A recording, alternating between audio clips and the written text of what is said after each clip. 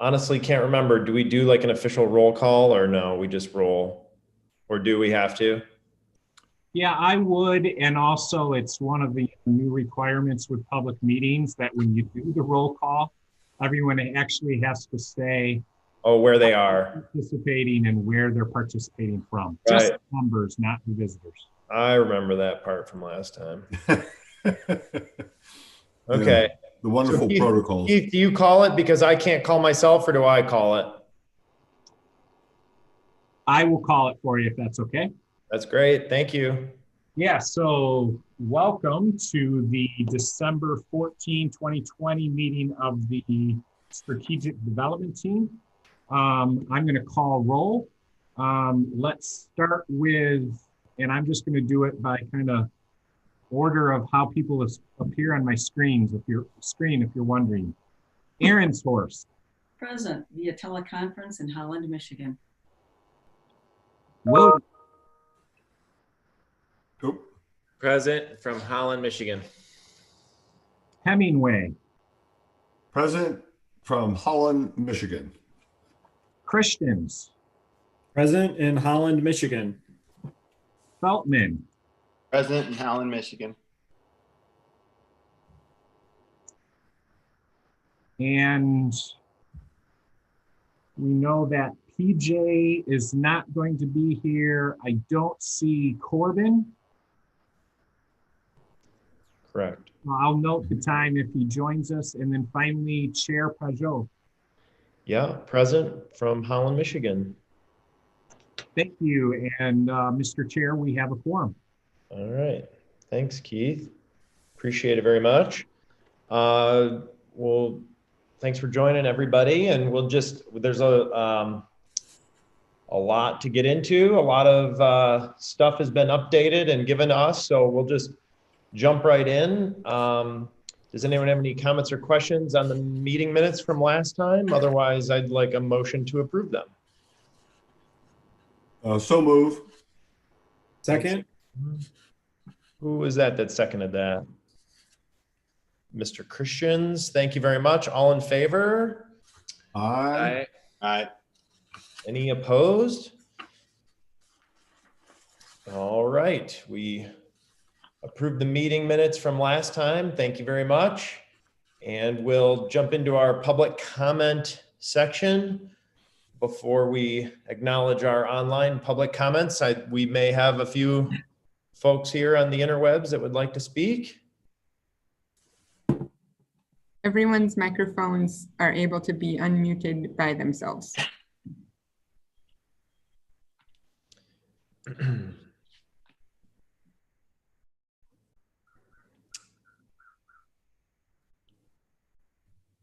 I will count in my head to 5 in case someone thinks they're talking and they're actually on mute.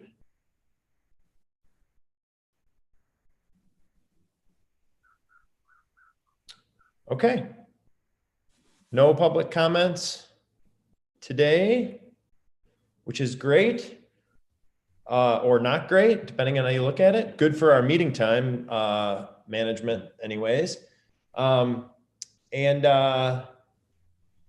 So the acknowledgement of the online public comments, hopefully everybody read those. There was a handful of them, a couple of email back and forth between council members and community members. And I think Jeff had a little exchange that got submitted as well. So if you haven't, make sure to read those. Can I get a motion to? First, I would ask that council receives comments also, and several of those comments in the last few weeks have been related to energy and the community energy plan, sustainability. And I would ask that if that is possible, if those comments could be also sent to the community energy, the strategic development team for reading. Some of them are the same, but others are different. I think it would be worthwhile to consider because there are more comments from the community than just in the SDT public comments. I'm personally fine with that, but I don't know what the legal or logistical ramifications are of that. Let's ask staff. We'll do our best. We'll do our best to do that. Actually, no problem. I'm just gonna. We have like 4 different public comment things going on right now, and sometimes it's just hard to keep track and capture one and send it here. So we'll do our best to capture ones that end up in different places to also share them here. Okay, very good. Thank you. Great. Thanks, Nikki. Good point. Yeah, for those of us who are not city council, we have no idea what you guys are getting sent. So, Yep, good. yeah, great. If there aren't any other comments on the online comments, I'd love a motion to acknowledge them as part of the official record of the meeting. So Moved. Second. Okay. We'll go with Williams and Hemingway. All in favor? Aye. Any opposed? All righty. Thanks, everybody. Moving right along. Agenda item number 4. We have a draft framework of a report, and it has a bunch of stuff in it now, tied to predominantly the background and history, and a little bit talking about the task forces that were put into play, and some of a narrative around sort of what happened around each of those. And I thought it was a lot of great information, and so I'd love to hear what people thought, if people got a chance to read it, if anybody has any major burning questions at this time. Yeah, let me get on my. It was nice to have the way past history. I would like, as a person interested in I would like it to have a chance to edit it, just for smoothness of, I know it's a draft, and but just the way it reads and everything at the very end when we're all ready. The information for the background was very helpful. Yeah, I think we'll have some grammar opportunities as this thing moves forward, for sure.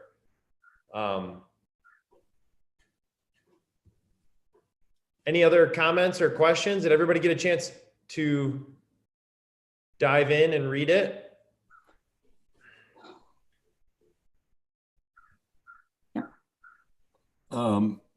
I've read most of what's there, but a lot of it I've seen previously, but I'm catching somebody whoever has control of the mouse as they're scrolling down. I'm just going, yep, okay. Yeah, I have Yep. 2 computers here to do that.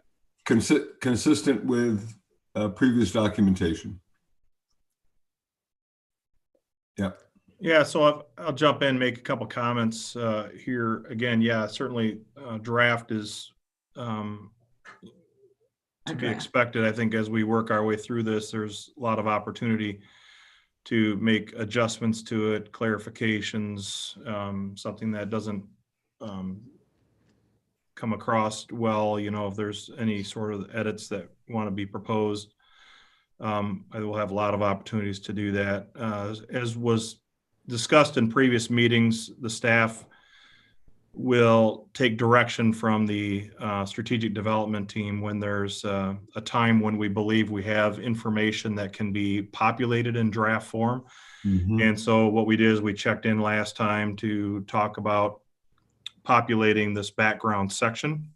Mm-hmm. And so that's what we have here. There are certain elements of the community energy plan that have been brought forward for highlighting. There are, again, as Brian pointed out, the description of the initial, the adoption of the plan by the city council by resolution and what it said, and therefore also what it launched in terms of the initial task forces. how we convened the strategic development team the first time and what current activities are underway. Everything that kind of brings us up to date as far as like launching your SDT, essentially this SDT at this time. So nothing else really has been populated going forward. I think Keith and I have chatted a little bit about structure. And I think there's some real opportunities emerging as we look at the opportunity matrix and we look at the 5 key levers, I guess, of the electric portfolio, building energy consumption, transportation, education, and offsets, as far as major categorical areas to look at, maybe drafting a narrative around as we move into exploration of those opportunities. So I think it's coming together, at least in terms of a structure, fairly well.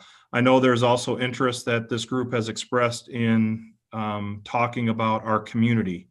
So that's also a section that you'll see that is not populated yet, but is one that we probably would start working on fairly soon, to start creating some benchmarks around that. At least identifying kind of where we were in 2010, where we are now, and what generally the community, what comprises the community. Talk a little bit about the industrial presence that's here.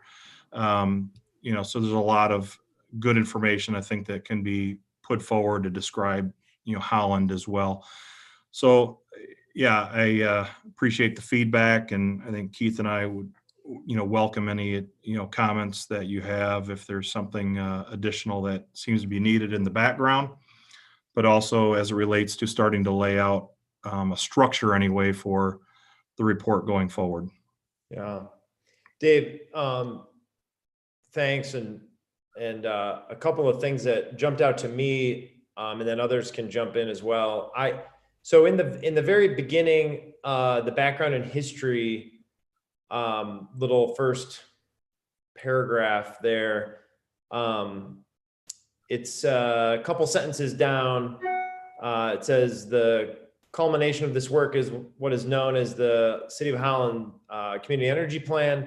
And then this next sentence jumped out to me a little bit, and I'm wondering, I'd love to hear sort of anybody's thoughts on it. But it says, at the time, the CEP was intended to be seen as an economic prosperity plan. And and I don't know, is that language, economic prosperity plan, in the Garforth report or in actual documentation that the city council adopted 8 years ago or 10 years ago or whatever it was, like that actual language? Or is that more of like, you're trying to capture the essence of it in a little write-up here? Yeah, I don't know if I could go back and take a look at the actual words to see, what is identified there. It's not in quotes, so I don't know that I'm taking it directly from the CEP document itself. Okay. But I know it does capture the spirit of what was put forward. It really is intended to make our community resilient. And if you look at what we're talking about in terms of being attractive to business and competitive in energy supply while we're still being protective of the environment. I mean, a lot of the discussion that was going on in the creation of that plan was focused on, again, making Holland a world-class energy efficient city, which is in quotes, but for the purpose really of improving the resilience and economic vitality of the community. And so, the conversation at the time, I think there was, I'm not going to say a lightning rod around climate change as a topic, but if you go back and watch the Garforth presentation, for example, even, Peter Garforth would say it really doesn't matter what your personal belief is as it relates to climate change. The issue is that the metric of carbon intensity per capita was really seen as a measure of efficiency of the community. There's a lot of positive things as it relates to use of resources, both financial and natural resources, that go along with that. So again, I think part of it is just to bring out the spirit of the conversation, I think, that occurred back in 2010. Yeah. Okay, that's great. It jumped out to me because it made me it just made me, and now I'm officially a broken record. I think every meeting now I talk about like getting Lakeshore Advantage and the chamber and the business voices at the table of this thing more intentionally. I think it's because there's because that's a big part of it, right? Like that's affordability and attractiveness, like marketability, what story we can tell, who we are, all of that kind of stuff is all tied to economic growth. And so it's cool that that's how, you or the person that wrote this under your direction thinks of the CEP as an economic prosperity plan. I think I think that that's exciting, and I'm excited to do that feedback loop exercise with the business community in an intentional way over the next number of months. So anyways, that was one thing I just wanted to ask a question and hear your thoughts on. So that was good to hear. And then the other thing that I just that jumped out to me is I didn't have a good appreciation for this, I don't think, but after reading this, it stood out to me was we were at 24 metric tons of carbon in 2010, or whatever the year was, 2008. And the projection was we were going to be at 37. Mm-hmm. And so there's also a cost of, a carbon avoidance conversation that I don't think from a storytelling perspective, I think is an undertold story a little bit, like, again, not an excuse to not continue to be aggressive with new goal setting. But it's also a part of the story that I think we really have lost the script on a little bit, is like, hey, if we hadn't done, we're at 19, but if we hadn't done X, Y, and Z, we'd be at whatever. And I think that kind of, I think that we just need to be cognizant of telling that part of the story, because I think that creates some positive momentum. Instead of, I think sometimes it can be like, what have you done for me lately? And we're not, like, it's never enough sort of vibe. And that can be there. But what's also there is like, we're doing stuff. And if we hadn't done anything, it would be this much worse, right? So anyways, those are the two things that jumped out to me as I read it. I really appreciated the background. Yeah. And happy to hear other people's thoughts on what jumped out. If I can I speak to that particular point real quick, Sure. Brian? I think we tried to point this out early in the SDT process with the first meeting. If you go back to the discussion of the breakdown of the carbon metric and get really into the discussion there, you can see that natural gas consumption in our community is actually up fairly significantly between 2010 and 2018. Electric consumption in commercial and industrial is also up significantly. It's actually down in residential, but it's up in commercial and industrial pretty significantly as well. And again, our actual greenhouse gas per capita is down 24 to 19. So that means we've made significant progress in areas that have overall reduced the carbon at a time when we had 20+% growth in both gas and electric over that period of time. So that was that was what was observed really within the community energy plan forecast as well, is that if our natural gas consumption didn't go down and our electric portfolio intensity of carbon didn't change, that increased amount of consumption that was forecasted from industrial growth and business growth in our community would start to take that number from 24 Right. northward. And so we actually have seen not a reduction necessarily from 24 to 19, but a reduction from what 24 would have been without some of these other changes to 19 at this point. And yeah, I think that hopefully the narrative helps sort of reinforce that. Yeah. Nikki. Yeah, so that's a good point, because I remember back in the fall before the 2019, before the election, the council election, Lynn Raymond and I met with Ann Salyers to learn about BPW, because we didn't know what would be happening. And I was surprised too to see that the CEP goals were competitiveness, the reliability, and the environment. And we thought, oh, we'd always tended to reverse that. So it brings up a good question. And so it's kind of a little bit of a cognitive dissonance to think, so what does it mean to be a world-class energy efficient city? Is it all energy? It's a balance. You have to be economically viable. You want to reduce your carbon, and one might be a long-term goal, or be a short-term goal. They mix. What is our goal? I mean, we are reducing. The new energy plant was an amazing thing to do back when coal plants were still being built. And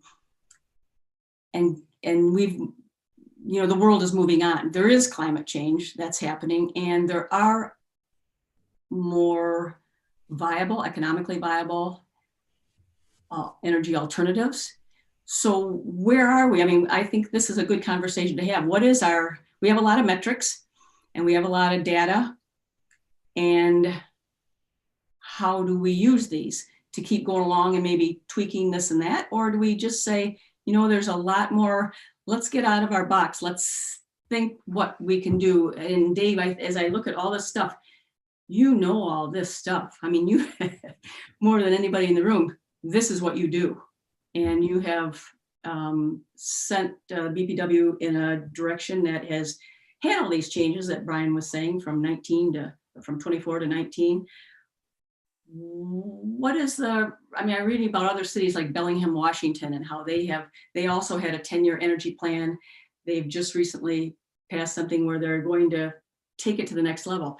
It requires federal subsidies and everything, but it's a little bit different.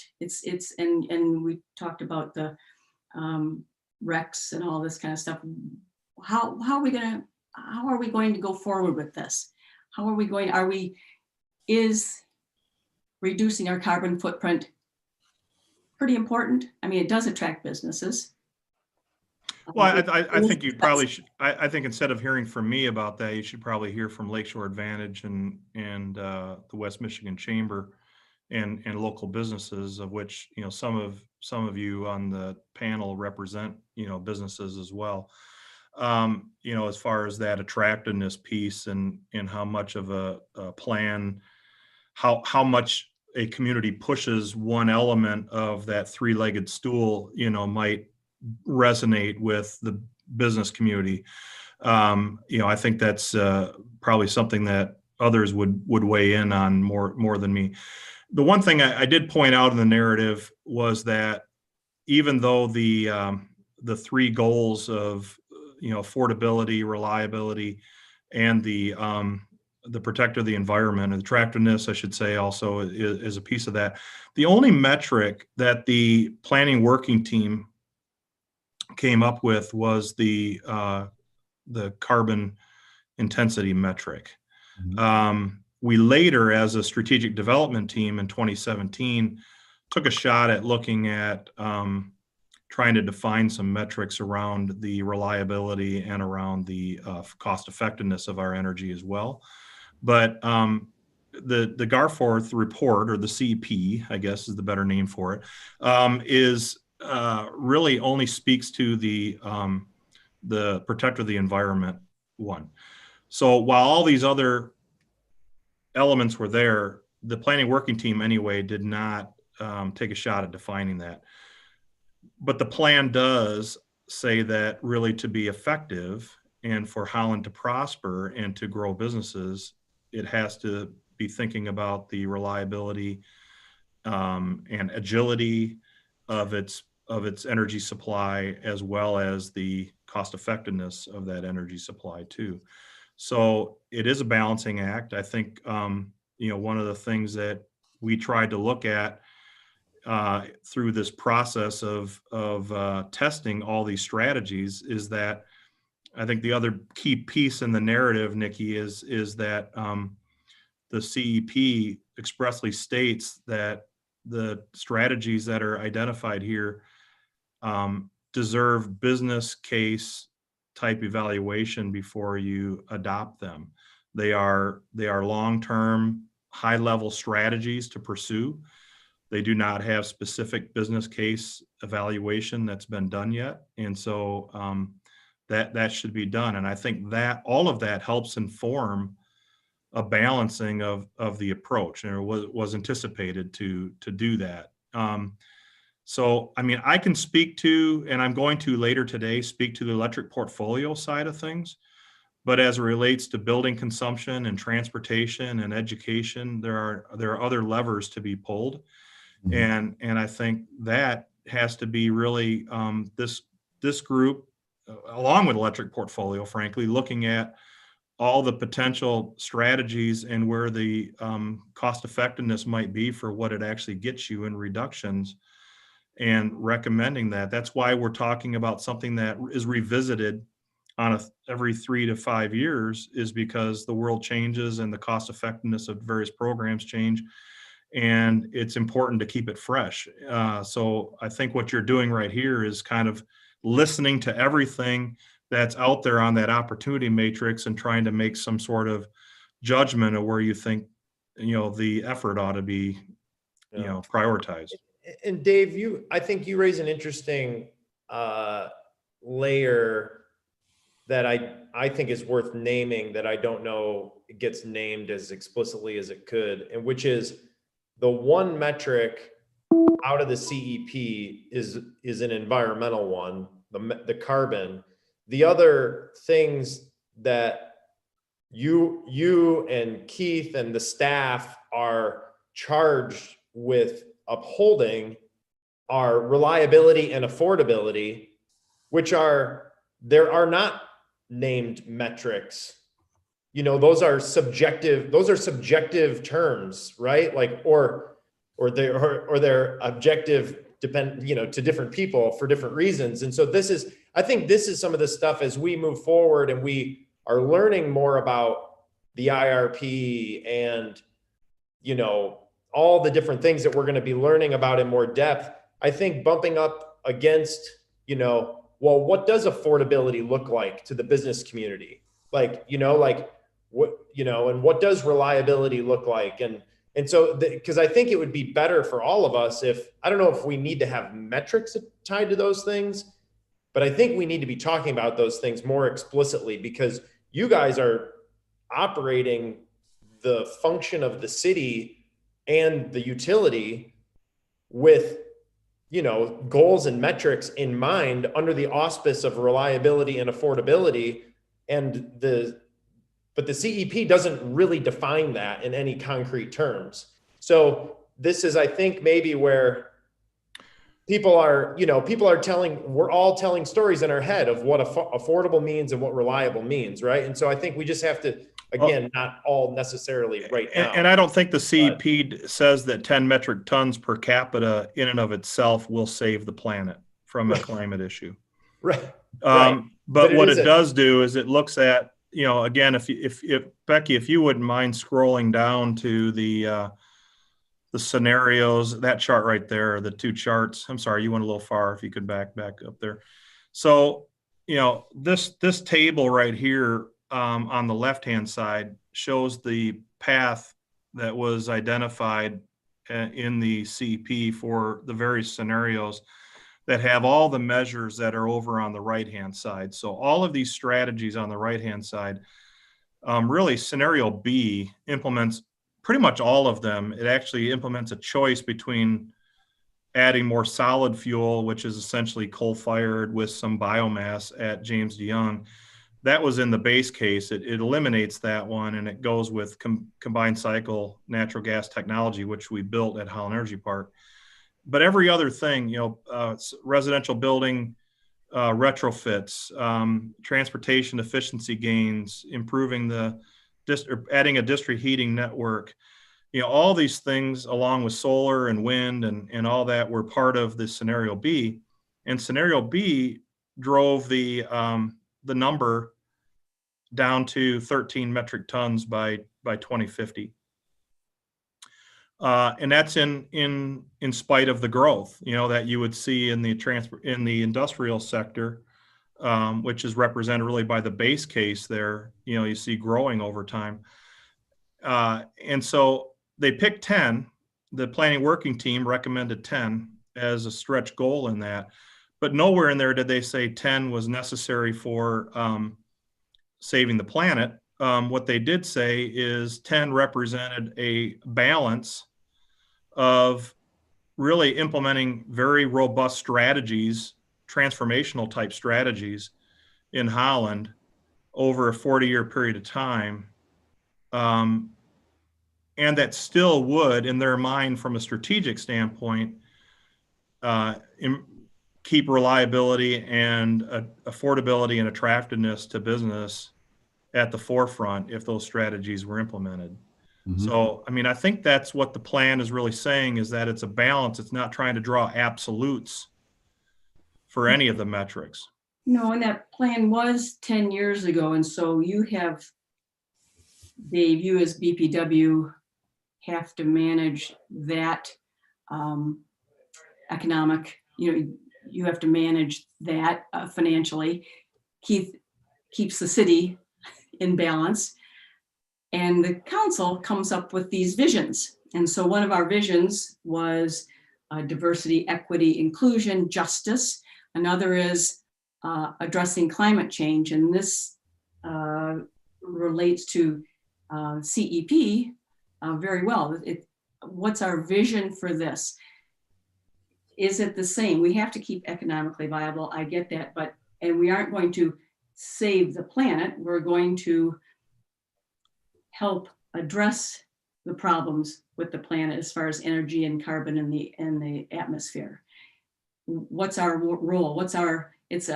You have a moral imperative on one side, and then we have to have reliable energy on the other. So this is where we're meeting. And I think we do need some visions ourselves that work. Yep. Businesses are attracted to that. Yep. Yeah. I think we're all in agreement there. Were there other comments or observations about the history and background that anyone wanted to lift up? I just noted also in the just below the scenario graph, the statement that the statement is important in that it establishes early that the CEP is more of a strategy than a plan. Is a strategy that requires constant review and revision, etc. And then ends with proposed strategies prior to investment is not contained within the CEP. So it's interesting to me, Dave, because there is a bit of a roadmap, with the scenarios, painting the use of different technologies and, showing base cases versus different plans or, paths forward. So the selection of that language, can you talk a little bit more about that? Yeah, I think, sure. I give a lot of credit to the planning working team and the consultant. I think they did an amazing job with the public outreach and really the sophistication around their evaluations that they did. At the end of the day, I think this was a 6-figure engagement as far as the level of effort, but it was also I think probably in the low end of that, 6 figures, just maybe between 100 and 200, if I remember right. Might have been even a little bit shy of that. But, when you look at that table above and you look at how can you really understand for this community a business case evaluation, a detailed business case evaluation for all of those, it wasn't possible within the time frame or the level of engagement that was done. It was, matter of fact, if you look at the title even of the document, it is it's a document that actually is in fact, I'm reading it right here. The title is Holland Community Energy Efficiency and Conservation Strategy. So a lot of times this P has been thrown around, implying that it's sort of very detailed and prescriptive. The roadmap is fairly prescriptive in terms of things to work on, but the language within the document, as you correctly pointed out, Boyd, on the next page, Becky, if you'd scroll down again, it's right from quotes there that these recommendations should be seen in the context of providing an agreed strategic basis for future detailed decision making. Some elements of these recommendations will obviously need to be refined with investment grade analysis. Like a district energy system took a lot of study, took 2 very detailed studies to try to understand the viability of that and whether or not it gave you much in terms of carbon reductions and at what kind of cost was going on. It helped inform the decision making, just like home energy retrofit programs we're continuing to work on, how to get large scale adoption. And even within those, we're not getting large scale adoption at the level of $28,000 per home, which is what was contemplated within the strategy of home energy retrofit. So I think that it's just important to point out that the document was really seen as something that needs to continue to be living and breathing and refined over time, and that further study would be necessary to be able to help the community identify whether the investments that would be made are really the best investments for the long term of the community. I agree. I mean, so I wanted to put this out there for discussion that, I feel like just the finance guy in me who's used to budgeting cycles and knowing how difficult 3-year budgets are to dream up, and they constantly get refined year after year until the third year is the year you're budgeting for, right? But one thing, all those plans and budgets, especially when looking out just 3 years, it is a detailed plan when you pull together a 3-year budget. And to me, it feels like we're missing that this isn't a plan. When I read it, I was mildly let down the first time because I was expecting to see an accounting of paths that would get you somewhere by year 5, somewhere by year 10, somewhere by year 15. And then the scenarios are fantastic, in that spirit, but the underlying accounting and checking in maybe every 3rd year on the actual accounting to do those tweaks and those adjustments to reality, emerging technologies. Now there's pluses and minuses. Anytime you check in on a budget, there's certain lines you've got upside, there's certain lines downside. Tends to be it all lands just about where you thought because of the puts and takes. But it made me wonder out loud if one of the biggest enhancements that can be done is moving more to an accounting type of framework, that does have trajectories and long-term views, but more realistic accounting of shorter term objectives that people are held a little more accountable to. Because otherwise you find yourself nearing 2030 and we're at 17.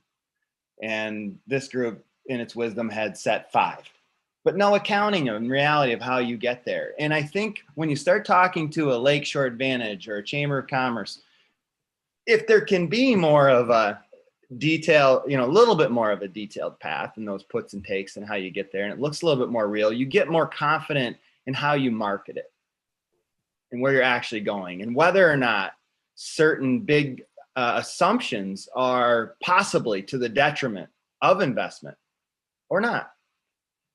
So until there's that type of transparency and it really is a plan, so I thought that was an awesome sentence to call out, and it hit me pretty hard of why I was mildly let down when I first read it.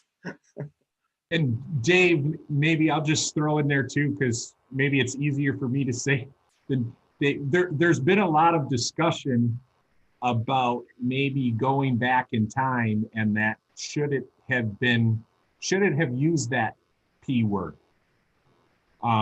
And I think Dave has really been on the forefront of having that discussion of it's always been called a plan. And when you really look back at it originally, they were pretty cautious in actually not calling it a plan. And it was even called something else, something all the way up into the end. So I think that's one thing, right, Boyd? And I don't know, I don't think you're looking for answers from us, or you asked the question and we're going to give you answers. I think no, it's a big discussion. It's right? a challenge. And then the other thing, I'm sorry. And then the other thing that I would say is I think you can also see as we're putting in this history, and you guys are doing a lot of work and digging in, what you can see, we've also had conversations already with you as a committee, that the things that we have more level of ownership over have been the things that have moved. Yeah. The further that we talk about things that we don't have a level of ownership over, that our levers, if you would, are education or incentives or mandates, okay, but that those are things to influence other people's behavior who has ownership over those behaviors. Well, that's where it's always going to get just more difficult, right? Because we're going to be better at creating a budget and driving at results for something that we have control over. That's going to be obviously much more difficult when we don't ultimately have the control over the behavior we're hoping to influence. Yeah, case in point on that, I mean, for years we surveyed our customers to ask them if there was a small premium to be paid for renewable energy in terms of their consumption. Would they elect to take more renewable energy into their, to make up their entire usage? And we had well over 30%, 35% of our residential population saying yes for a fairly modest increase in their electric bill. They would elect renewable energy. So we created a elective renewable energy rate well ahead of any state mandate to do so. And we could count on two hands the amount of people who had, out of 28,000 customers, who had signed up for it, even though we had promoted it. Maybe we could have promoted it better. There's no doubt about that. I think there's probably some of that there. But Keith's point is well taken, is that when you're dealing with things that are outside your ownership and you're talking about incentivizing, it's really tough to know what the adoption rate is going to be, at what price, and therefore what the economics are of making that move. And so the Garforth team and planning working team put together what they did do is they put together a fairly robust set of capital costs for these initiatives. But what was missing, and where my biggest disappointment was, but I think it's justified given the level of engagement we had financially with that team, is it didn't really have any pro forma or operational cost involved in the plan. I had no idea what the lifetime costs were going to be. It was purely just an upfront cost that was identified in the original document. So what you're talking about, I agree. When we look at the integrated resource plan, for example, it'll be much more of a capital and operating cost, expectation. And that's what I'm used to dealing with, in the utility world as well. And to your point, the reason it's not a plan is exactly what you said. A plan starts to drive ownership, and you make sure you've got the right resources aligned to critical tasks. Whether it's evaluating it or whether it's doing it, there starts to be really clear ownership, and then you're able to unearth ownership gaps, budgetary gaps in order to close those gaps. I mean, it does all those things, and so the biggest risk I think we're staring at is not having a true planned framework that we make sure has true ownership and that the levers are understood. Even if you slap a range around them, because it is still 3 years out or 5 years out, that's fine to slap ranges around it, but then it's got to get squeezed and squeezed and squeezed till you're on that year again. And then you repeat this exercise, but you're looking more at the plan then. And I just don't think our city has made that transition yet from strategy to plan. I mean, too much sits there, there's gaps, and too much sits with too few people is the reality. Yeah. There's not enough accounting for it. You see that with the education plan too. It's a lot of words, and I'm a person who checks off progress as we go along. But Dave, with yours, I think marketing is a good part of that.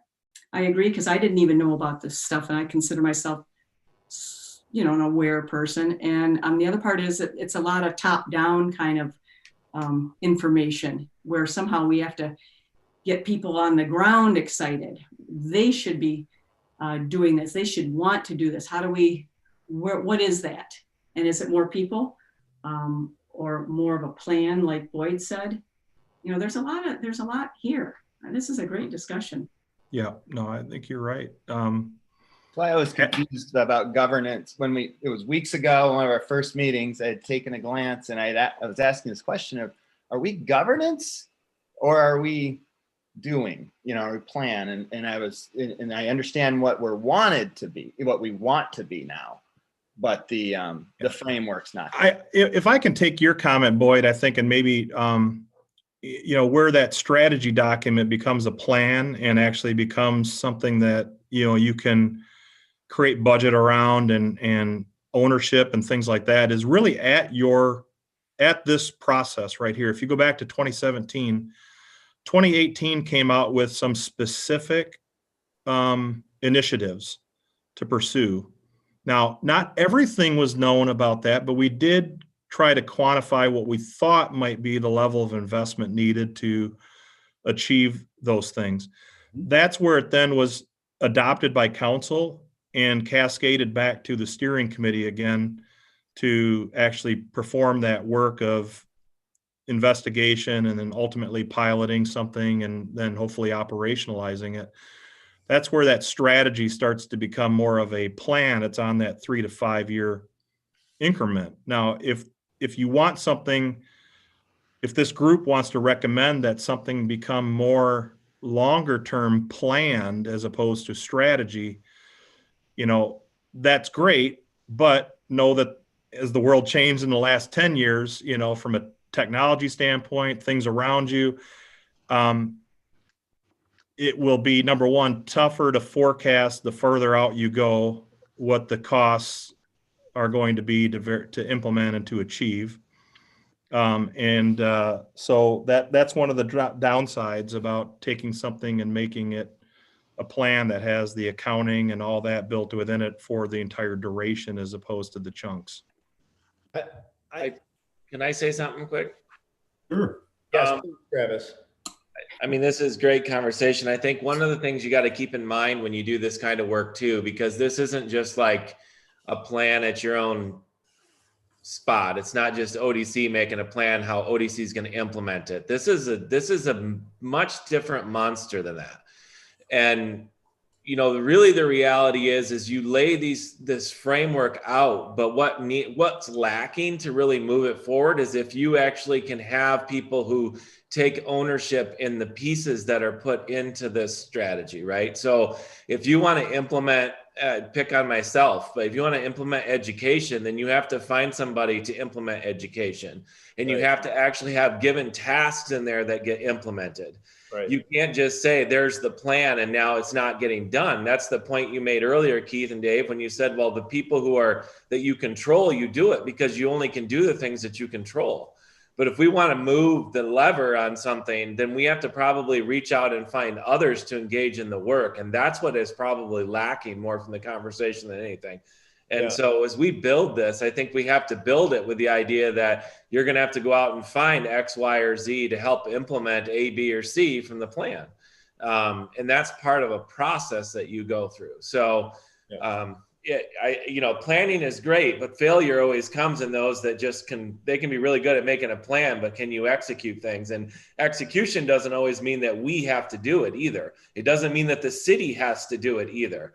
It means that everybody has to do their part in it. So that's one comment I want to make. And the other one I want to make is that I think we have to be really conscious when we put this together that there are some really powerful things that you can do to make changes really quickly, right? Like we've talked about those already, like, the Bell River or whatever that is, and the Campbell plants, right? You pull those offline and it changes things drastically. Those are huge levers that we can pull, and they absolutely need to be part of the conversation. But don't underestimate the value that comes in the really small things that if you were running a business, you'd say the ROI isn't there. But the ROI is going to be in what you're probably referring to, Nikki, but it's in the behavioral changes that can happen. So education is an expensive thing to facilitate. And the return isn't always seen right away. If you're a first grade teacher and you're educating that child, you don't get to see the fruits of your labor that really come 20 years later, right?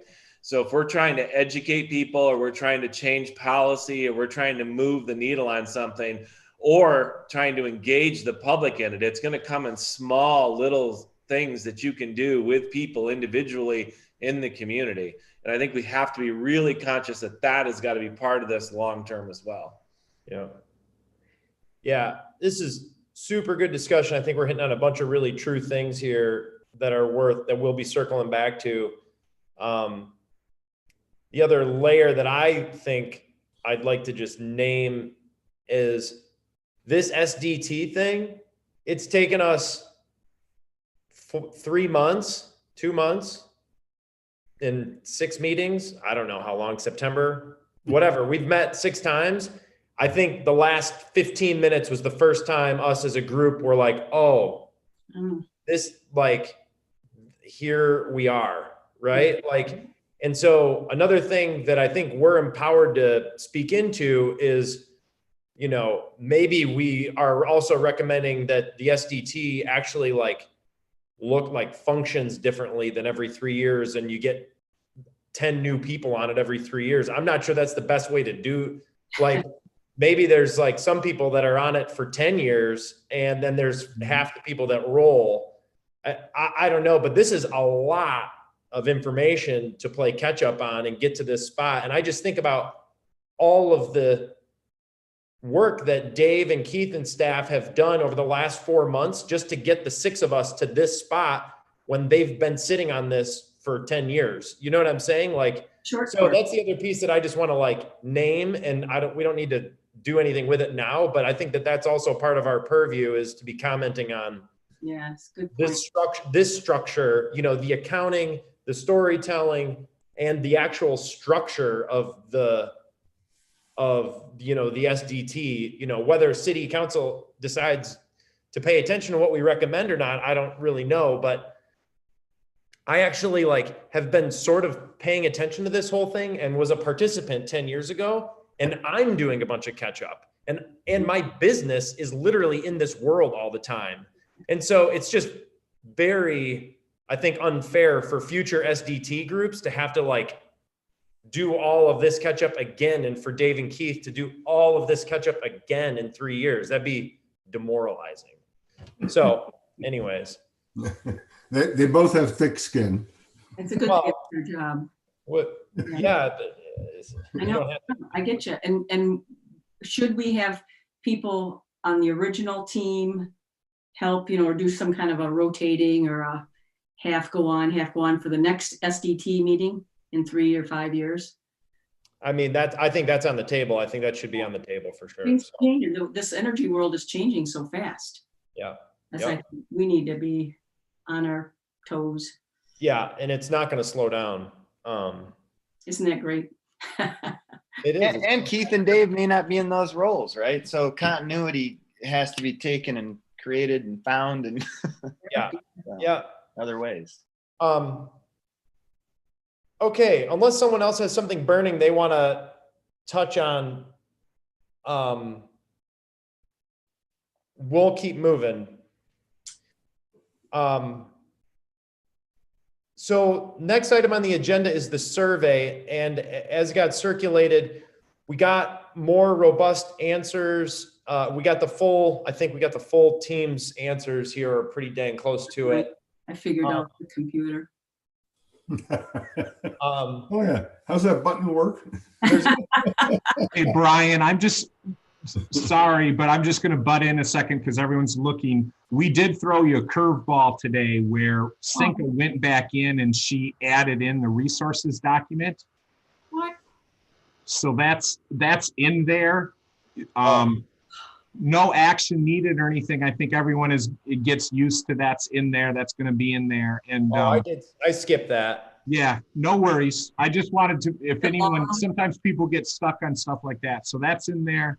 That'll be updated all the time. And there's also a link that I had sent to Becky. Maybe she can show it, but we'll put it in the minutes too, where on the city website, there's now a very obvious place where all the work that you guys are doing is captured in one spot, and easily the work that you have can be linked to our website also. Okay. Very good idea. Yeah. But keep going on surveys. My apologies. Well, I did skip it, not intentionally. I would like to keep moving, but if anyone has anything super hot that they referenced in this resources doc that they wanted to call out. No. Okay. All right. So the surveys, the aggregated survey results, I spent a little time with it this afternoon. And the intention behind this was to get a high level sort of take on what people thought was interesting and what we should dig into more. So there's 5 things that are rated 4 and above in terms of our interest level. Mm-hmm. I think, and it doesn't matter the order, I think those 5 things should be the next 5 meaty things we dig into in future meetings. 1 per meeting, or maybe we can combine some. Solar, 3 of the 5 are solar. So number 1 is on-site solar. Number 2 is building energy efficiency, building consumption efficiency. Mm-hmm. Number 3 is, I'll just call it carbon offsets in general. I don't know that everybody understands all the distinctions between absorption and sequestration and methane Mm-hmm. capture. So we'll just call that carbon offsets. Mm-hmm. 4 is utility scale solar, and 5 is local solar. So you got 3 solar issues, you got building energy consumption, and you got carbon offsets. This isn't to say we aren't going to talk about any of the other things, but I'm imagining that each of these things could take up a good half hour of a future meeting for educational purposes. I wanted to bring to the group, I personally have connections to people that can do easily 30 to 60 minutes of like 101 intro on carbon offsets and on-site solar in particular. And I don't know what the process is with this, Keith, but like if we wanted someone to come in and do a talk on carbon offsets 101 on January 4, I know people that can come and do that for us. And it spark a discussion, and we can circle up and, schedule another time to learn more about it in more depth in a month after that. Like, it doesn't have to be all inclusive, but something like that, we can just, cause I know we're doing the IRP today. We could do something like that around on-site solar or carbon offsets next time easily. And I can help coordinate that with you guys if you want. Yeah, Brian, I would suggest that the process for that, and I think we're all learning as a committee, is the committee kind of says, yes, that sounds like a good plan, right? Which is probably the most important thing, that everyone moves together. And then secondly would be especially you as chair. If anyone says, hey, I might have something specific, then that's where Dave and I would kind of work offline with you and kind of do the scheduling and picking the person and picking the time and all those types of things. Then that's our assignment, right? To help make things happen. And if we have committee members that say, I have the resource that we think can make that happen, that makes Dave and I job probably a little bit easier, because then we don't have to find the resource. Right. Okay. So so that makes sense and sounds good. I think that, and just to get everybody in my head for a second, we have a lot of learning to do on a lot of topics. And I think, and we've already shown this with like around goals, we touch on things, we have a little conversation, a couple weeks later, we circle back, this conversation evolves. Like these things, I think there's going to be a back and forth sort of process. I don't think we're going to learn about utility scale solar in one meeting and then all go, good, we have no more questions and we know how this fits in and we know where to put it in the framework. Like there's just going to be a natural ebb and flow and circling back. And so my perspective is that we name the next things we want to dig into and then get those scheduled so that we know and can start seeing a path on this education piece. And in particular, and this is just me coming in hot here, I've not talked to Travis or anybody about this. I would really like us to have the carbon offsets 101 discussion as soon as possible, because anytime you see a net zero, carbon zero, net zero, carbon neutrality, anytime you see any kind of goal and headline associated with that, carbon offsets is a part or a large part of how that's achieved. And if if this goal thing is going to keep showing up every time we meet, which I think it should, I think we should have some like level setting and education that we experience all together on how carbon offsets work. I think that we may all think it's stupid afterwards, or we may all think it's God's gift to all of our problems. But I don't want to delay that one, because that is the one thing that constant, that you can really get aggressive on goals with if we choose to do so. So what are people's thoughts on my thoughts? I move we set that up. I'm in favor of that. I agree. Yeah, I would agree with that. I think, I would say that 1 minute analysis is really pretty on point. Like anytime anybody's bringing up the goal, like that's going to be, as you said, a large part, or perhaps, half of what they're actually doing is going to be some form of offset. So I think it's worth being on the same page with that. I'm a faithful follower. Likewise, education is good so that we're all talking off the same sheet. Well, and I guess maybe to your point too, I think that's the one that's probably the most fluid in terms of what different people are thinking when they hear that. So I think it'll be important to get on the same page with everybody. Yeah, there's just a lot of interpretations of what all this stuff means. And you talk about accounting, Boyd, carbon accounting is a whole thing in and of itself, and how people market these things and what they mean. I mean, did you know that net zero and carbon neutrality are not the same thing to people that actually care? Because they're not. And I didn't know that in 6 weeks ago. So like this is like a live wire, and I think it would really help us all if we all consumed information at the same pace from someone, and then we could all ask questions and we could all have doubts all together. So Trav, what do you think? Yeah. Okay. All right. I'll touch base with Keith and Dave on getting I'm pretty sure I can get someone for our meeting on the 4th, for sure the 18th. And we can go from there. The other thing from the survey that I wanted to lift up is there were 3 topics that had a very wide ratio of interest. There was small modular nuclear reactors, combined heat and power, and this, I think your table is a little, I don't think that there's some, I think there's a little bit of formatting issue on solar, because there isn't a gap on that solar one. But district energy, those 3 things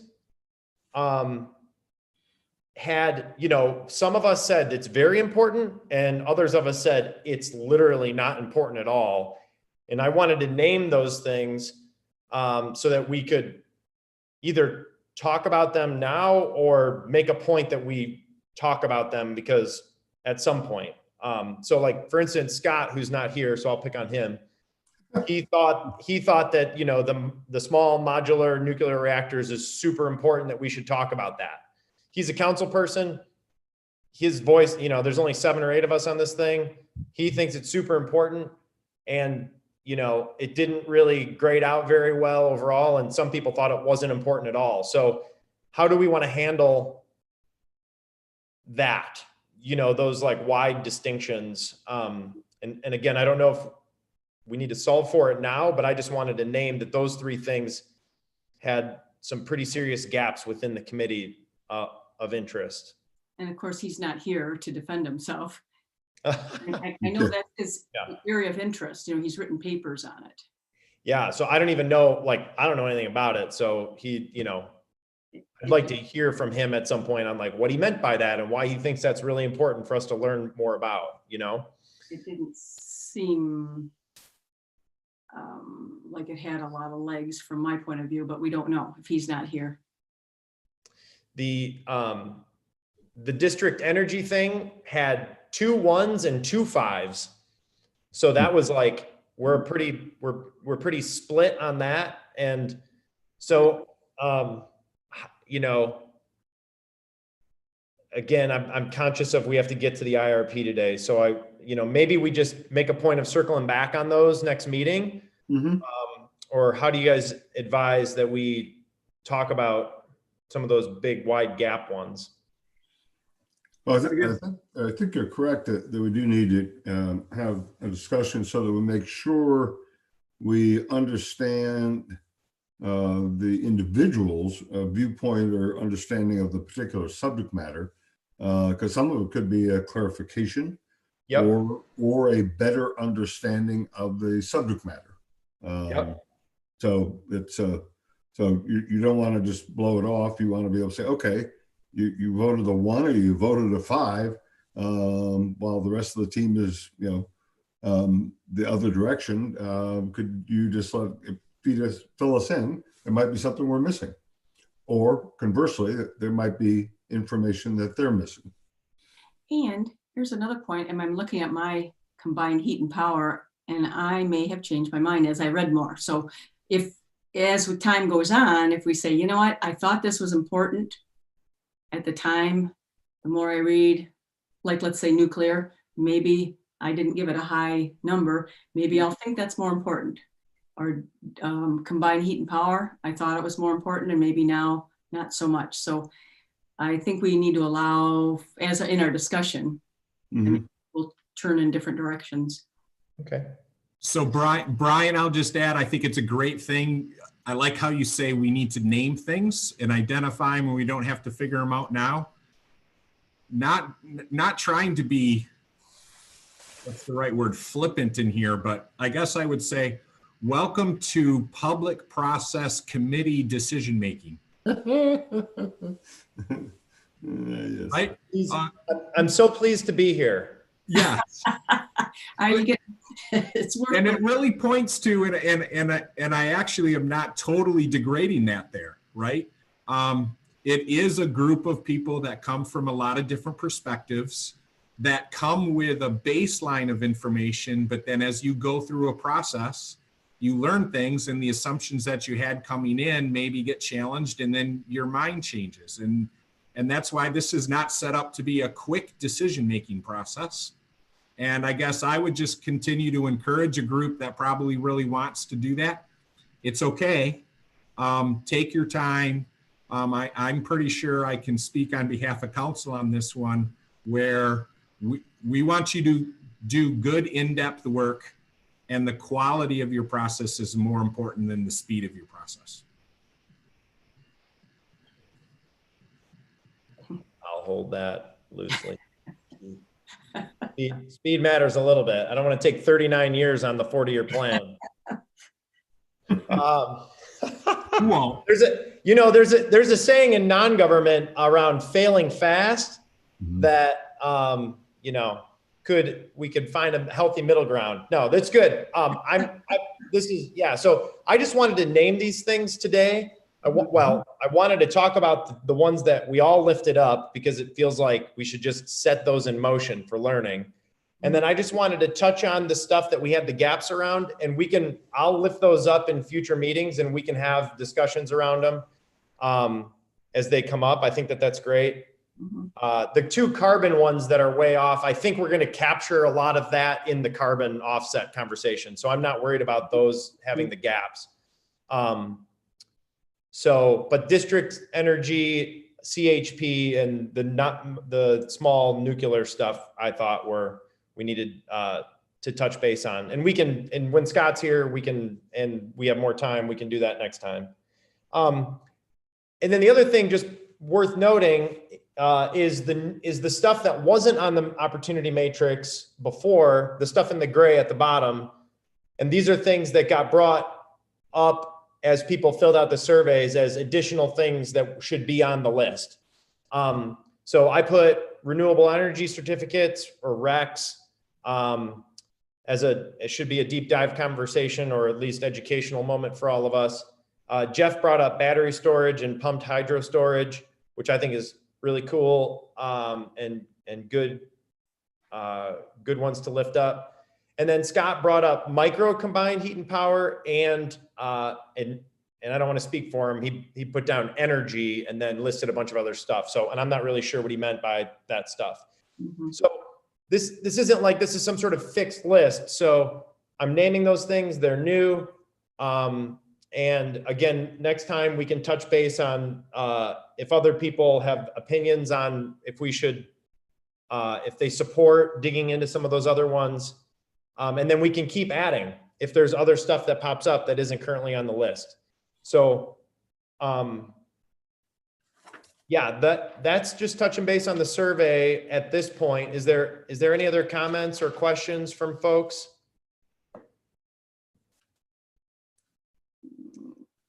Okay. We've got the opportunity matrix attachment next on the agenda. Is that Dave? And maybe we asked this last time, I can't remember. Can at least we get sent the Excel spreadsheet? I think you should have it. Did we get it? I'll own that. That's on me. Not so if you don't, let me know, but I think you have it. The only thing I would mention here, Brian, to your conversation on the survey result, I think what you mentioned last time was, we voted before we really saw this, and especially before we saw if you go down, Becky, a few tabs here to the one that has some specific initiatives. Keep going. All the way down, keep going. You'll see one that has more of a grid layout. A little further, there you go. We talked about this time horizon based one that the SDT leadership had asked staff to kind of put together. So your survey was really kind of based upon the initial listing with some description as opposed to this. Now, if you can see, just for example, small modular nuclear reactor is listed in the 10 to 20 year time frame. Probably not a very likely candidate for the 3 to 5 year time frame. That doesn't mean that this group shouldn't talk about it, but maybe that helps inform your discussions about what you want to become educated about.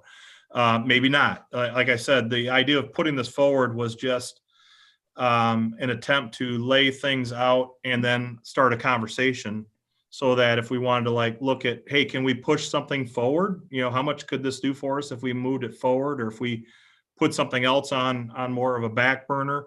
You know, and the other thing to keep in mind is that if you look at over on the left-hand side, remember that these things on a broader level are represented within these levers, these 5 levers that we've talked about. So when you're talking about education, you know, also keep in mind that we might want to just dedicate, like tonight, to a certain extent, we're dedicating a discussion to electric portfolio by discussing the integrated resource plan.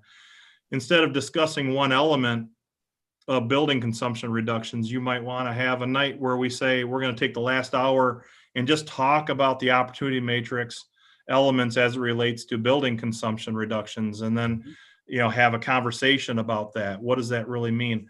So I'm just throwing it out there as an option. Nothing's changed in this document from the last time you saw it. Again, it was meant to be something that we put out there as a conversation starter. Great.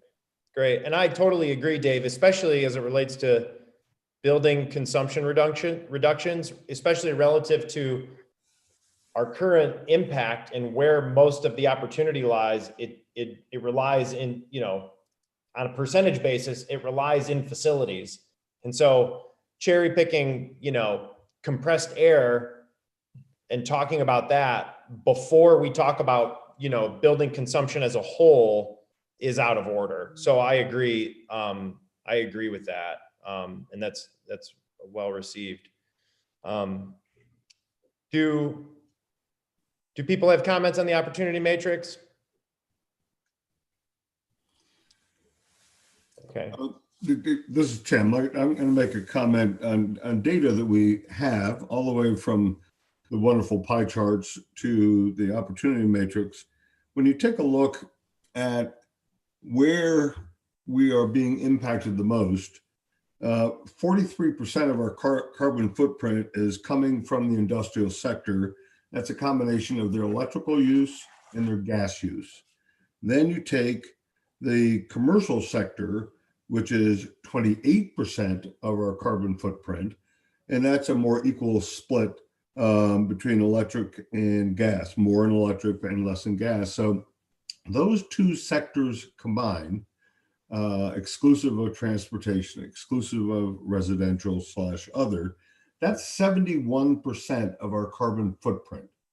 And to me, there's got to be opportunity within that in understanding of the electrical consumption and the gas consumption, and where there might be alternatives or new technologies that can help what I call the larger part of the elephant in the room. So just a side comment, and taking a look at where's our footprint, where was it, where is it, and are there things that we should be asking staff and or of ourselves on saying, okay, that's a bunch of stuff. How are those footprints being, that carbon being created for what purpose, whether it be in production, comfort, you know, et cetera. I think there are potentially very good opportunities within that. And I'll stop there. Yeah, that's where it all comes together. Yes, carbon, timelines, and accountability. You know, the accounting part of what Boyd was saying, that it's all involved here. Mm-hmm. Yep. Yeah, Tim, for sure. I think we're definitely right on the same page with facilities and them being the big opportunity to learn more about what's happening and what could happen, for sure. I've got strong opinions on that, but that's what my company does for a living. But yeah, so no, that's good. We're gonna be digging into how buildings work a lot, I think, in 2021. Well, it's not just the buildings; it's what's inside the buildings that's also consuming, creating that carbon. So. Yes, yep. Which is why you keep hearing me talk about Lakeshore Advantage economic data, because you know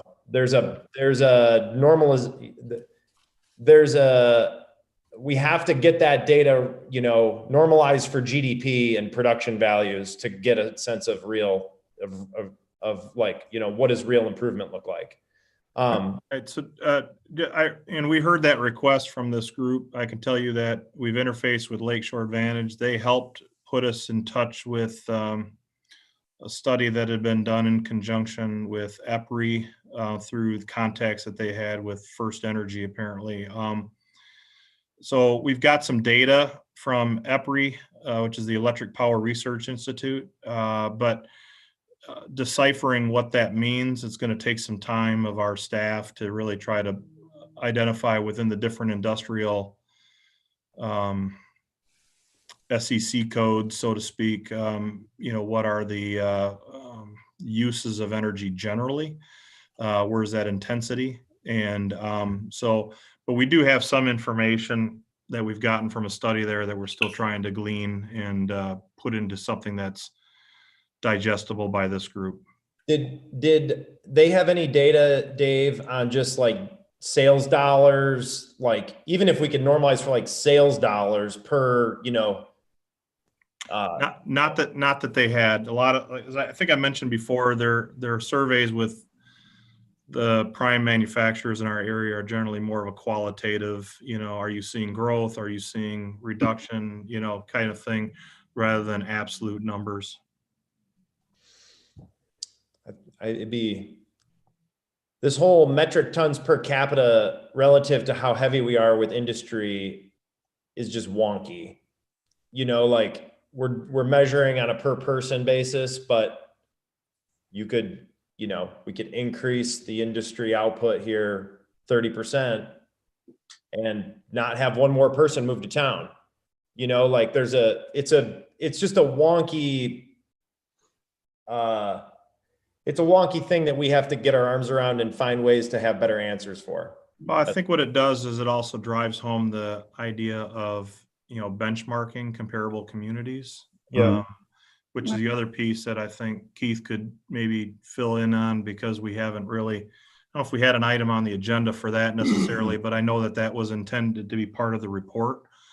So we've had some discussion there about launching that effort too. So I don't know, Keith, if you want to maybe just touch on that. Yeah, we've certainly heard the conversation. I don't know if we have really good answers yet where it's like, oh yeah, Lakeshore Advantage has this report that plugs and plays exactly into this challenge that we all feel. We all feel it. I think the benchmarking, one of the things in particular, and we talked about education earlier and having other partners, and thank you to Travis on this one. We've specifically tasked Joe Sikma from Travis's team on behalf of this committee through the contract that the city has with the ODC to really just kind of go out there and say, all right, like look statewide, nationwide, worldwide, like what benchmarking do we have out there? And that could be anything from other communities that seem to have the commercial, industrial, residential mix that we have. And then how do they measure and how do they talk about these things? And then what potential strategies or programs that they have in place. Even look at, okay, maybe they don't have the same mix that we have, but how do they measure in a different way and have this conversation of measuring by something other than just carbon per metric tons by population. So we've tasked him really kind of free from being involved with this all up until now and just kind of go out there and find anything and everything that possibly this group then can take a look at and figure out how can we use the best things that are going on out there to address what we understand and we embrace with you as being a challenge of how do we have this conversation? And no, we don't have that. We don't have the silver bullet for you yet that says, oh yeah, we have this. That's okay. It's good you asked and we found out what the answer is, which is, people aren't sure. That's fine. Mm-hmm. Like now we know, and now we can find out what questions we want to ask and then go ask them, right? Like, commercial institutional buildings, there's good data out there on average, energy usage per square foot. And we've got data on, we've got a bunch of that we can do some pretty reasonable, like, this is probably about right. Like for every square foot of office building in town, it's worth about X in 2010 versus now. Like I think we have all of that and could probably figure that out. The industry one though is going to be so specific to probably 20 companies in town are going to skew so much of that 43%. And so, just understanding what questions we want answered and then going and asking those 20 companies are probably going to be able to help us answer 80% of that 43%. So anyways, we can circle up on that. I've got some concepts and thoughts on that because probably half those 20 are customers of mine. So and all of them are customers of Dave's. So, I think we can get somewhere, especially because we've got a little time on our side. It's just good to know. Thank you for asking Lakeshore Advantage. And, now we know that they're not sure. So we'll go find out. Sure. And it also speaks to covering a wide swath of areas from BPW to companies, to schools, to ordinary people, transportation.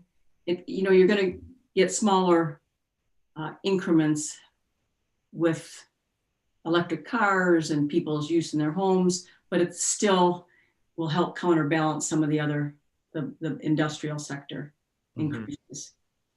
So, does every utility cut? You brought up square footage. I'm just curious. You've got the property tax rolls on one hand that would, possibly get into square footage of anything built on a property matched up with utility accounts. Is that already something that is readily done, Dave? Or that's been matched up, or the square footage you're serving by segment? No, I don't know that we have that cross-referenced that way. It doesn't mean that we couldn't get it, but again, I think what you'll find in the different segments that are there's just a wide variety of the energy intensity of, for example, a food processing with a lot of freezer capacity versus, something that is more kind of core, like office furniture manufacturing or something like that. Yeah. So I think it's going to, certainly square footage matters, but so does the sector. And so what we do have is we have the data from EPRI seems to kind of show some of the intensity by segment or sector of industry. But what it doesn't, for us, we don't have that correlation to say, this much square foot. Now I know that in the city anyway, Keith does have that information in terms of taxable square footage and things like that, which is actually one of the other ways that we've been looking at comparing communities. For example, Ann Arbor, I think has, correct me if I'm wrong, Keith, but it's like if their tax rolls one half of 1% is industrial property. And in Holland, that number is closer to 20, or is it? Yeah, I wouldn't want to quote the numbers here. I can get those, but needless to say, when you factor in the industrial component, we are nowhere near comparable in Arbor. Right. Yeah. We're different. Yeah, and that's what I was trying to get at, Boyd, with the square footage on an institutional and commercial is we can make assumptions and feel good about that. The square footage is completely, it doesn't mean anything on industrial. It's like you could have, I know of facilities that are 10,000 square feet that are consuming more energy than 500,000 square foot facilities in town. So that's even why commercial, you picture downtown, I know at the DDA, we have every single property in their square footage. We track that and we know vacancy rates but my goodness, a restaurant compared to a bookstore, so. Yeah. And we've got good data, at least from 7 years ago. We've got some good early data on restaurants and churches and versus retail. Like we've got some early data from 7 years ago on that task force. So anyways, all that to say, industrial is a big part of who we are in Holland, and we've got to develop a path to learning more about them now, and a little bit. I think it would be good to know as much as we can about who they were 10 years ago, because I think that just helps us inform, like, you know, what's been happening, so that we can have a better idea of setting new goals if we decide to do that. So, okay, if there's not any other comments on the opportunity matrix, then I'm going to hand it over to Dave for the IRP. Okay, thank you. How's everybody doing? If we, you know, because I hope to have maybe just a little bit more time than what we have left, but if I violate the 5 o'clock situation, am I going to start losing people right away? I'm okay. Depends on how interesting it is, Dave. But that's right. Okay, then the If you keep pressure's us on away, me. I mean, really. Yeah. And So let just me go to be ahead clear and here too, Dave, just you'll see like replication of what you see in the agendas, that we've called this the education item, right? So Yeah. the hope is that you're going to see everything that we went through, and that hopefully as we continue, we'll have more time for education in the meetings, so we can really load up on that moving forward like we've talked about. All right, is everybody seeing the PowerPoint? Overview of IRP study? Yep, it looks good. Okay. All right, let me just jump into it then. So let me explain what an integrated resource plan is, first of all. An integrated resource plan is a forward-looking evaluation at what a utility could do to meet its expected demand from its customers over a long period of time. And the integrated portion of that plan really is one that says, I'm going to look at all the different ways to achieve that service to those customers. And it's going to use a number of different resources that the evaluation makes available to it. And those resources could be resources that make electricity, but those resources could also be resources that help the customer save electricity. Such as efficiency, or, you know, behind the meter generation, meaning the things that the customer owns on their side, like solar on the roof and things like that, you know, could all be part of that integrated plan. Typically, what you want to do is give it some objectives when you set about an evaluation. You know, what are one of the objectives typically is, and in this case too, you know, try to minimize cost, try to be effective in our supply. But that's not the only constraint that we can give an integrated resource plan. The third bullet on this page, you see, talks about requesting an evaluation of low carbon approaches. So what we did is we constrained the portfolio of electric resources to make sure that the carbon being emitted on a per megawatt hour basis of electric generation had a glide path associated with it that would reduce the amount of tons, so that it would contribute to the goal of the community energy plan by 2050 as was prescribed. So it assumed that we would get progress in natural gas consumption, that we would get progress in transportation, you know, these other pieces of the pie that make up our community energy plan, that we would get progress in that.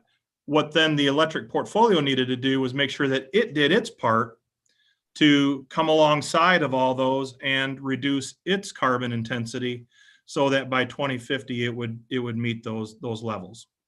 That was the original ask of the integrated resource plan. Now, as we'll talk about in a little more detail, there are some additional scenarios that were asked of it to even go further than what the community energy plan would have required for its glide path. And we'll discuss that going forward here in a little bit. Again, this is just like our strategic development team. The world changes and you need to revisit these things on a periodic basis. So the other key element there is to recognize that, you know, we typically do these every 5 to 7 years or so. And the last time that we did one really was in 2011 timeframe when we 2011, 2012, when we were doing the community energy plan, we actually also did a integrated resource plan that we called the sustainable return on investment analysis that studied the scenarios that were within the community energy plan in terms of all the possible resource additions. In the history section of the draft report discusses that in a little bit more detail. But you can see that from this graph here, the progress that we have made since 2005, primarily due to incorporating additional renewables into our portfolio with wind and landfill gas, but also the conversion of shutting down the James Young plant to Holland Energy Park. Now we've had a 46% reduction in the intensity of our carbon since 2010. That number there over on the left is the amount of carbon equivalent that's being produced per megawatt hour of electricity. And again, we've lowered that number from over 2,100 pounds per megawatt hour down to about 1,150, just under 1,150. The goal that we'll see talked about in terms of the constraint going forward is actually taking that number down further, over the period of time in the integrated resource plan. You've seen this table. I'm not going to dwell on it. This just shows the breakdown of the different sectors. Let me move on beyond that. Overall, though, this is something just to reinforce this comment here, is that there's been growth in electric and gas, primarily in the industrial and commercial sectors, and that's been offset some by the significant improvement that we've had in our electric portfolio. That's what's allowed us to move from 24 metric tons down to 19.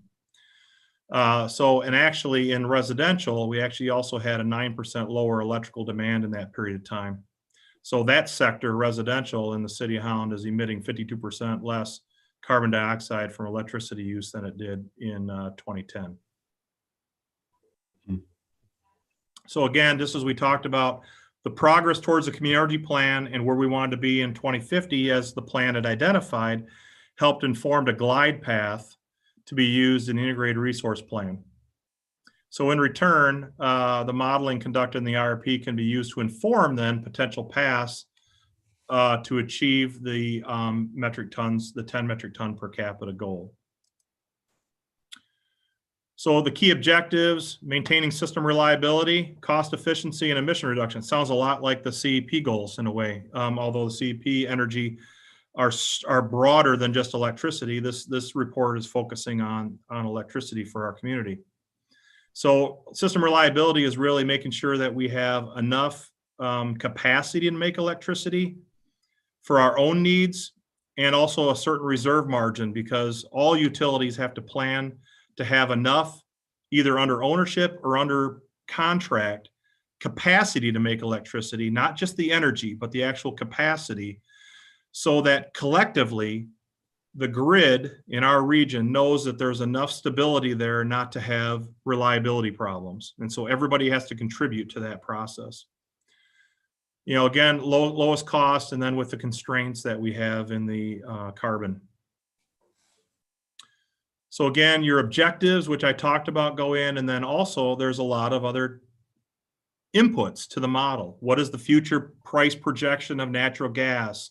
What's the future price projection of solar, to build a solar unit, or to build a natural gas combined cycle unit, or to build and operate, any one of these potential resources? Those are different inputs and assumptions that go into the model, along with your targets of low cost and constrained carbon. When you put those assumptions into a model, the model can run a very sophisticated model to give you a selection then of resources into the future, that if you build these things, it's going to cost you this much, and you will achieve the objectives that you put into the model. It's going to solve for it. And that's what we get out of that model. And so we have an option of doing a number of different scenarios that we can do to put other types of constraints on that I'll discuss here going forward. But before we get into running the model, another key input is, what's our demand for electricity going to look like?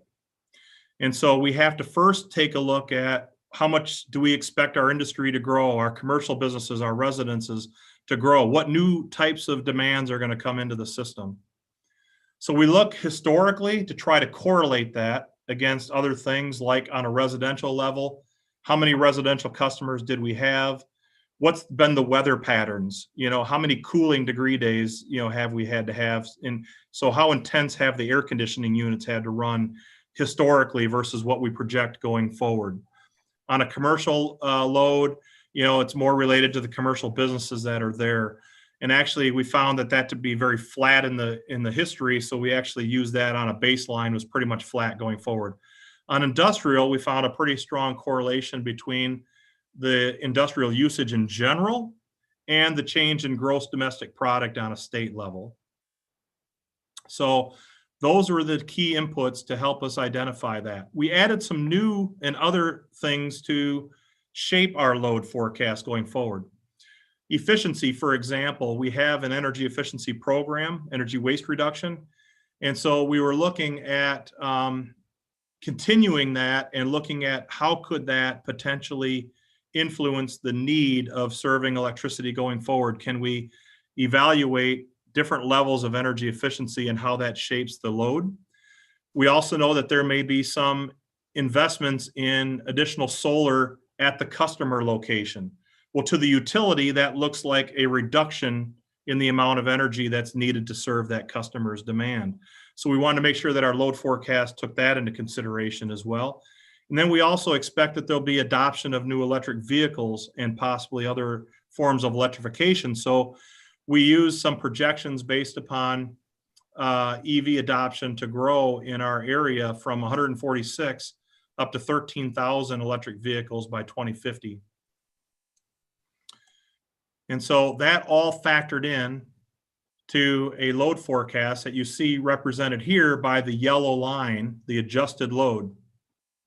What is above the line would be the total. The bar graph would actually represent what the load would be if we did not adjust for the things that reduce load, like the behind the meter generation and the efficiency. So without an energy efficiency program, we'd have to serve the total top of this bar as opposed to just the yellow line that runs somewhat below that. So you can see efficiency cumulatively makes a pretty significant difference in what the utilities' needs are going forward. And on a bar graph, that's represented really by all this stuff that's below the line here. I'm going to stop there a minute just to see if anybody had any questions so far to this point. Hey, just my only question is, do you have a breakdown somewhere? You don't have to produce it now, of the efficiency projections versus the behind the meter solar creation? Yeah, it's within the report. We can spell it out for you within the report, Brian. But I think if what we saw was actually, while it cumulatively on the behind the meter comes to 2.1 megawatts over time, it is relatively small compared to the efficiency gains, which are pretty significant in terms of the cumulative impact on reduction of load. Most of that would be in the area of efficiency versus the solar behind the meter. I'm going to show my ignorance here. Did Black & Veatch produce like back end documentation of how they were, like what they were assuming, like cost of a solar panel and cost to install was in their assumptions? Yeah, they have some of that narrative in the report. Again, we can pull that out, but again, we'll talk about it on a utility level at two different size thresholds. There's the local, and then there's more the big utility scale solar as well. So that is in the report, and we can certainly pull that out. No, I can circle back. That's on me. I'm interested in what they thought on-site solar, not so much local and community scale, but for buildings, for commercial, institutional, industrial buildings. Certainly. So you're adjusted. So everything, the industrial would increase if you didn't do what you're doing. Right. This I don't know if it looks like blue to you, kind of a light blue down here below the line, Nikki, but that represents the cumulative total of all the electrical efficiency savings. Mm-hmm. It reduces it from all of the residential, commercial, and industrial. It doesn't break that out into the different levels. So it's not just the industry that's reducing, but it expects to get reductions from all three sectors essentially that are within this bar. But ultimately what it does is it takes this number here in total and breaks it down into this level here, which is the yellow line. So we have to meet the yellow line rather than the total of all these bar graphs here. So just by the nature, this goes to 2050. It also goes to, you don't have it, but 2030, 24, 5 and 10-year increments also. Yeah, well, every year is here represented in the bar graph, but the labels just are every other year. So just because it wouldn't get too crowded then, but every line is representing that for that year, what the expected demand would be for the electric utility. And you find it's pretty accurate, your projections? Well, I think they have been. Again, they are projections and they're based upon the underlying assumptions. So if gross domestic product didn't turn out to be what changed relative to what they thought it was going to, then I think that is going to change. The other thing that isn't in here, there are no large step increases for a major industrial customer locating in Holland. And the other thing I would point out is that we know that there's been expansion plans that have been brought to our planning commission. Now they were pulled back, but I would expect that it's not a matter of if, but when. An entity like LG Chem, for example, wants to make a big expansion here in Holland. That is not something that's represented within gradual increases in these bar graphs. That would be more of a step change in that bar graph. So that's something that is not identified here. And Dave, even just to drive home a point, kind of, because what this shows, and I'm going to walk through it so that everyone kind of understands, right?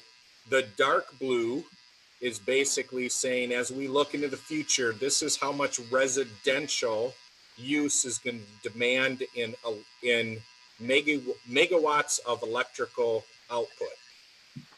And you'll see that, hey, we're kind of saying there's not much increase there. Yeah, it's a pretty small growth. Commercial, flat, static, and as we've seen and would expect to, and Dave points out a point that I would have come back to. This doesn't even assume kind of large increases in our industrial sector, and I'm here to tell you that I expect that we likely will have large increases in our industrial sector, even above what this shows that we would need in electric output.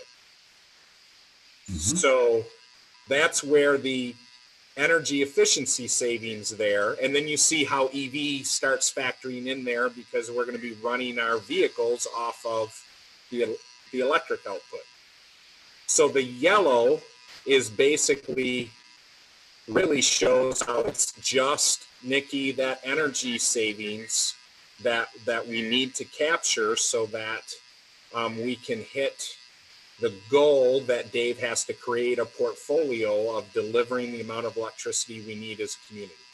Yeah, and in reality, if you look at where we are today and you drew a line over to that yellow here, we're doing a pretty good job keeping the electricity overall where it's at today, although there's a lot more need, a lot more consumption. We're just offsetting that consumption with improvements in the way those businesses and residents are using the electricity over time through incentivizing efficiency measures be implemented at those different locations. Carbon emissions. This is where, again, then that comparable that you guys are having a very good conversation about is so important. Because if we had this chart by a lot of other communities, basically you'd see blue, yellow, and in some you'd see a non-existent of the green because they don't have an industrial sector. That's in particular the challenge that we have as a community as it relates to this, because we have such a robust industrial sector, which is great. It's fantastic, but it creates an additional complication then when we're talking about our energy plan and particularly those that want to measure our energy plan only by carbon reduction. Yeah, we just have to get our arms around this piece better. That's all. I mean, we just haven't been tracking it as precisely or as representatively of our town as we need to moving forward. I mean, I think about Hudsonville Ice Cream's new store, like freezer area. Like, how many employees are they going to add relative to the energy consumption that's going to be added? And then how many of those employees will actually move to like live in town and then therefore increase our number of people in town? Like it's just not so, like, we just have to be cognizant of these things as we set new goals or think about the goals at all. Yeah. You don't want to increase the carbon, but electricity, and how do you manage all of them? Well, I think that, again, back to the community energy plan, you want to be attractive to business as a community. So the issue is, managing your carbon in a way that allows you to still be prosperous as a community, but yet effective in the use of the energy in a way that you are resilient and able to continue to protect the environment. Well, I agree. And I think Holland has done a great job. Just geographically, it's attractive. I mean, it's attractive for a lot of reasons. Being energy efficient is one more reason. Yeah. Dave, for big events like 2030 with Bell River, for example, what is assumed under EE? Yeah, let me go on, because this is just the load forecast. So now we'll get into actually how we meet that demand going forward. So if I can move on. First thing is just to let you know, not a lot of people, this is lost on a lot of people. And I understand why, because if you're not in the utility business, you don't really, it's not something you're going to intuitively understand. But utilities need to meet two requirements from an installation of resources or accumulation of resources to make electricity. First, you have to have enough electrical capacity to meet your customers' needs. And then there's the supply of the energy. They're two different things. Capacity is what that generator's nameplate is, what it says it can actually produce at any one given time. Energy is what it actually produces over the years. And the reason we have to have capacity is because, again, the grid needs to operate and not break down. And so you have to have this commitment from all the different electric utilities out there to install enough that at the peak time when customers need it, the grid isn't going to collapse because there isn't that installation of resources needed to make that happen. So the first chart here is really looking at that capacity need. And to look at that, you look at your peak forecast for electricity. And again, this was modified based upon the all the energy efficiency as well. And then a reserve margin on top of it. So this red line here, and what it shows is that even with the retirements of coal that are expected, this yellow bar, Bell River in 2030 and then Campbell 3 in 2040, we'll have enough with Holland Energy Park, with the investments that have been made to date, to meet our needs well into the future from a capacity standpoint. That doesn't mean that it effectively shifts the energy that is being produced for the customers in a way that reduces the carbon. But what it does is says you have enough installed capacity to meet the capacity needs of the electric utility. Now we get into the energy discussion in terms of, again, constraining the portfolio of options so that we make sure that we hit the targets for the carbon intensity over time. So in order to give a model the ability to run, you have to give it some candidates to choose from in terms of resources. You won't see small modular nuclear reactors on this list. Why? Because it's not commercially really viable for the time horizon to put in there in a way that is going to, that the model really would have a reasonable chance of selecting it. It still isn't a very developmental stage. It's supported by large federal subsidies and things like that where it's being tested. So just for example, you might have situations like that, but we do have a lot of different resources to make available. We have ones that could be built by the Holland BPW itself, which are over here on this side, self-built own resources. And there you have small solar and small combined heat and power units. And you see the size level here anywhere from 5 megawatts. Now remember, for a solar farm, you need 7 acres per megawatt. So on a local level, you have about 35-acre parcel of land where you could build a solar array, and that would be about 5 megawatts. So small combined heat and power, again, is like 3 megawatts, the kind you might build at an industrial facility, but own as a utility and then provide heat to that customer in addition to providing electricity for the grid. And then you have things like simple cycle combustion turbines, which we have out at our 48th Street site. They are just combustion turbines that do not have any use of the exhaust gas for making additional steam for electricity. Or you have combined cycle, which is like we have at Holland Energy Park, where you're taking and capturing the waste heat and making steam. Why would you make both available? Well, there are different constraints on the operation for owning a simple cycle versus a combined cycle. And you want to make sure that the model has the flexibility to choose the best one for the actual customer needs that are there. And then there are other types of resources called reciprocating engines, which again can provide electricity, but they can also provide some waste heat as well. And then you have other resources that were made available, including solar and wind on a much larger scale, that would be bought where a developer would actually do the investment because the developer can take advantage of tax credits. And then they pass along to us a purchase agreement. This is what we're doing now with the wind that we have, and it's what we're doing on the solar that's coming in this next year, the 13.2 megawatts of solar. Now, there's some assumptions in those prices too, because there are some expected changes in terms of the investment tax credit going forward. There are also some factors in terms of the impact on what the valuation of capacity is from these resources as well. So there's different pricing assumptions that get built in based upon that. It's important, I think, for the SDT to see, and I know they might want to have a much more robust discussion about solar at another time, but it's important to see how solar actually produces electricity. And over on the left-hand side, these are percentages of the actual nameplate capacity of the solar array. So if you have a 1 megawatt solar array, in our area in Holland, on average, even in July, you can expect that the most you're going to get is 90% of that 1 megawatt at any time. And you can see how it drops off pretty quickly into the evening. Although the summer and April, the springs and summer have the best patterns, when you get to this time of the year, you can see that you're starting to barely get some energy from that solar array between 8 and 9 a.m.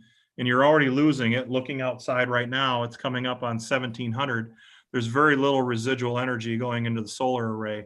That most of it's happening around 1 p.m. and that's about 35% of the nameplate in our area. So again, how that resource meets your needs over a year is really important, both from the capacity supply and the energy supply, to determine the least cost to meet your carbon constrained situation. Wind is a little different. Wind kind of happens whenever the wind blows, and it's greatly variable. And you can see that during your winter months, you actually have much better performance on the wind than you do during the core summer months. June and July tend to be that lower. So it can complement solar in a way, but it is also highly variable. And over the year, you might expect to get about 40% of the nameplate of the solar on average over the entire year. So that means you got to build, 2.5 times as much in a nameplate to be able to get an average amount, that you have over a year. So all of these resources were put into the model. And again, we created 4 different scenarios. although I would say scenario 1 and scenario 0 are kind of the same. That's why I call it kind of 4 scenarios. 1, I kind of consider the base case. That's a case where we don't constrain the carbon at all, but rather just solve for the least cost. And when you look at that scenario, again, because we had all of our needs met from a capacity standpoint, it didn't start building anything until late out in the time horizon. You can see it put in some solar into the model out in about 2046 timeframe, and then additional solar in 2049 and 2050 timeframe. But nothing else was built under that scenario 1 and 2, or scenario 0 and 1. Scenario 2 is where we constrained the carbon and then asked it to build out things to make sure that we met those needs. And so in that particular case now, remember that we reduced our carbon intensity from over 2,100 pounds per megawatt hour to 1,150 in 2018. This is asking it to reduce it down now from 1,150 to 850 in 2030 and down to 700 in 2040 to help contribute to the community energy plan's goal of meeting the 10 metric tons per capita by 2050. And what it did in that particular case is it added 80 megawatts of wind in 2030 when Bell River came offline due to its retirement timeframe that it was expecting. It later built a little bit more wind, and then again, late in the time horizon, it built solar. We also asked it to put together a model where we constrained the carbon even further than what we thought the electric portfolio would need to do its part to meet the needs of the community energy plan 10 metric ton goal per capita. And so instead of constraining it down to 850 in 2030 and 700 in 2040, we said go to 700 by 2030 and 500. So what that would represent in that particular case would be essentially a 77% reduction versus 2010 by 2040 in the carbon intensity of our portfolio. When we asked it to do that, now instead of building 80 megawatts of wind, it still built close to 80 megawatts of wind, but it put on top of it roughly another 80 megawatts of solar at a large scale level, and some combined cycle, a very small amount of combined cycle on top of it. So that generally would be something where we wouldn't build another Howell Energy Park, but we might participate with other municipalities and build something collectively somewhere in the state, as a combined cycle unit. Mm-hmm. And then later in the time frame, it added more wind and solar incrementally. So we would have roughly 100 megawatts, both of wind and solar, by the time all things are done. You can see that over this whole portfolio, we're adding 235 megawatts of resources of different types. The last thing we did is because we wanted to understand, we have these resources in town that very seldom run. There's a resource, for example, over at Sixton College, where the city might want to develop more property in the north downtown at some point. Perhaps Waterfront Holland contemplated development in some of those areas. There may be an interest in looking at whether that plant should retire. But also at 48th Street, across the street from Hayworth, we have these peakers. Again, if we force them to retire, what would happen in terms of the resource build at that point? And how might that affect the entire cost? So there, we went back to more of scenario 2 in terms of the carbon constraint, but now we forced retirements of the unit downtown by 2023, and then 2 of the units out at 48th Street by 2030. And you can see that we built cumulative about 100 megawatts between wind and solar in 2030, and then again some small increments of resources over that period of time. And we won't probably get into that today, but just if anyone's wondering, you can talk to me another time. I'm really interested in developing downtown around that peaker, which we can do very well, because these are complicated integrated issues, and those peakers are of great value to both the BPW and the city. And by the way, they basically never run. So they provide us capacity, but they don't contribute. They don't really contribute to the carbon. Significantly to our carbon problem Right. at all. So And again, I don't think we're going to talk about that today, but sometime Yeah. if you want to understand more about that, give me a phone call. So how does that look if we look at those different scenarios in terms of two significant pieces here, both how much renewable energy generation is being added to our portfolio in terms of gigawatt hours, and then how much tons of carbon dioxide. And you can see that in the base cases, we get an improvement in the carbon dioxide immediately from the shutdown of Bell River in 2030, the coal asset across the state.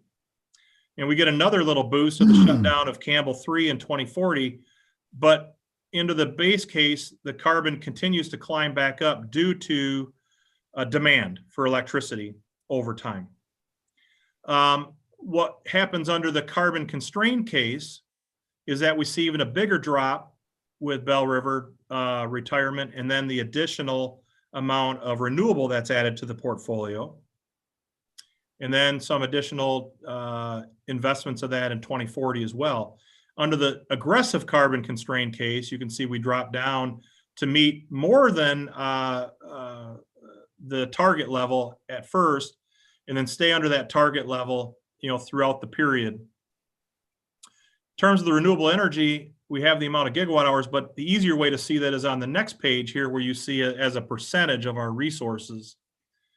And you can see that we're getting from a number that we have right now, which is around 10% of the total energy load. Matter of fact, we're probably a little north of that right now with the solar coming on and the additional wind that's recently been brought into our portfolio. It'll be closer to 15%. But we're jumping at 2030 up to a level that is going to be above 30%. With the carbon constraint case and the aggressive, it's near 50%.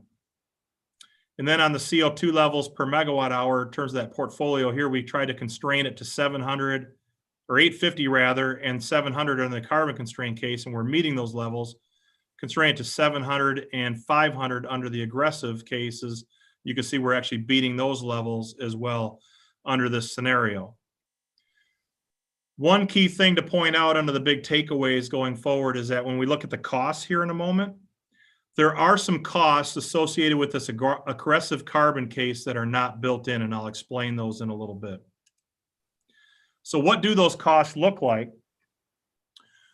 You can actually see that we've got between the base case here, which we really don't consider a viable option for us because it goes backwards on the carbon. We kind of are looking at more of scenario 2, the carbon constrained, versus the aggressive carbon constrained. That's about $166 million delta cumulatively net present value over the time period. So that's the incremental level of investment needed to get that additional carbon constraint.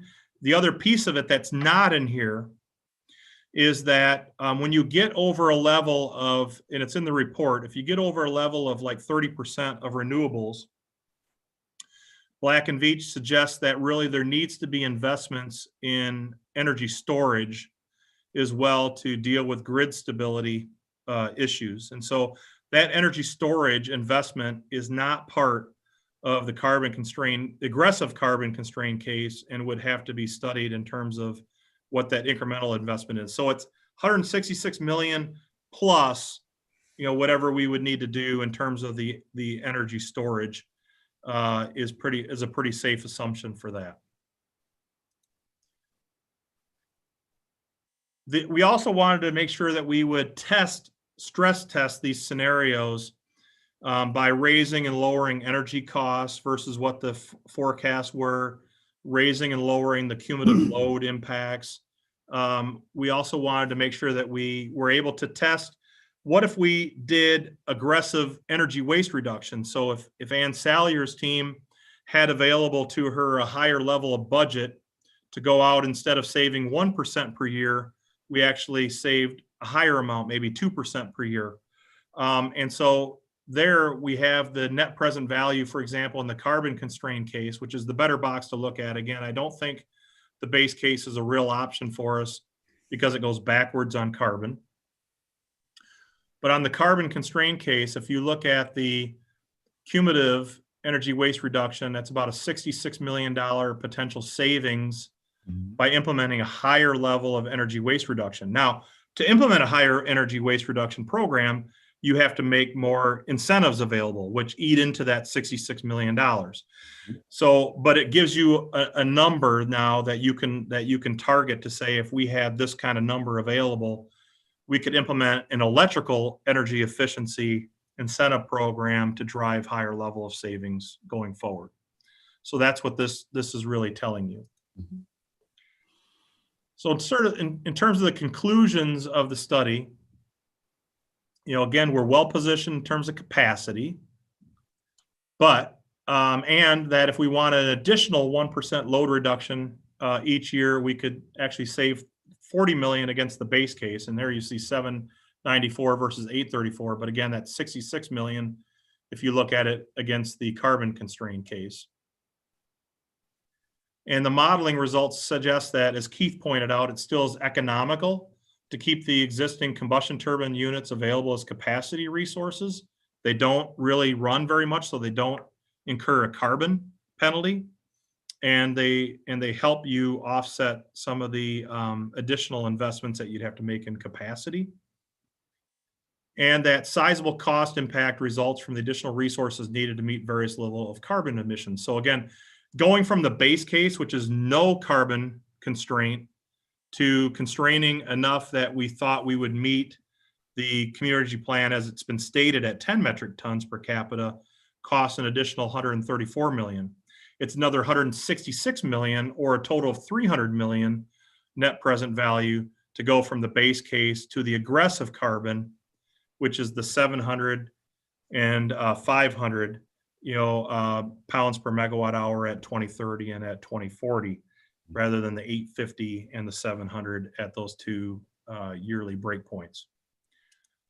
Some of the other key takeaways, as I talked about, if you go above 30% renewables, Black and Veatch suggests that energy storage also has to be taken into consideration. Another thing that has to be taken into consideration is that the more renewables you put on is going to start eating into the dispatch or the amount of utilization of Holland Energy Park, which we just built as a community. And we built kind of with a roadmap of layering in the renewables we needed to reach the community energy plan. Now, if we're revisiting that and we're saying, no, we need to go further on the renewables, the likely resource that it would eat into is actually the utilization of Holland Energy Park, which has flexibility in terms of its dispatch, except that in the wintertime, it also is used for a heating source for snow melt. So if we eat into it too far, we could impact the ability to operate it from a snow melt standpoint. So, that more exploration would be needed on that particular item. And the last key takeaway before additional questions here, and this one's really important.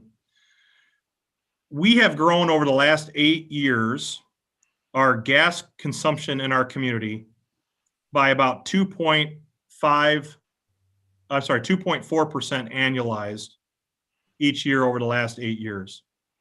We have grown our electricity consumption among all the sectors combined by about 2.5% per year over the last 8 years, that 2010 to 2018 timeframe. This chart here shows that if going forward, if we're to only rely upon the electric portfolio to do all of the work of the community energy plan, and there's no growth in electric and no growth in gas at all, the electric portfolio would have to get down not from 1,150 pounds per megawatt hour down to 700 and 500, but down to 375 pounds per megawatt hour by 2050 in order to meet the 10 metric ton per capita number. Now, if growth is at just 0.5% per year And again, we do nothing else on transportation and on building energy consumption and things like that, and really address the natural gas usage, but purely rely upon the electric portfolio. Now, by 2050, to hit that target, we've got to get down to 225 pounds per megawatt hour. And our renewables, or zero emitting resources, has to now become 75 to 80% of our portfolio.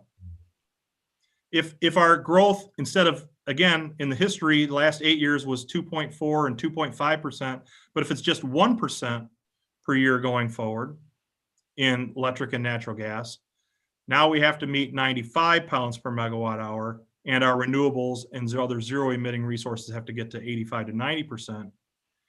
And if our growth would be 1.5% for both electric and gas, now we actually have to make our electric portfolio carbon absorbing rather than carbon producing at all. It has to actually go negative, and we have to have 100% renewable in our portfolio. What this is really saying is you cannot rely upon the electric emission factor alone to meet the 10 metric ton per capita number, let alone another number that we might throw out there.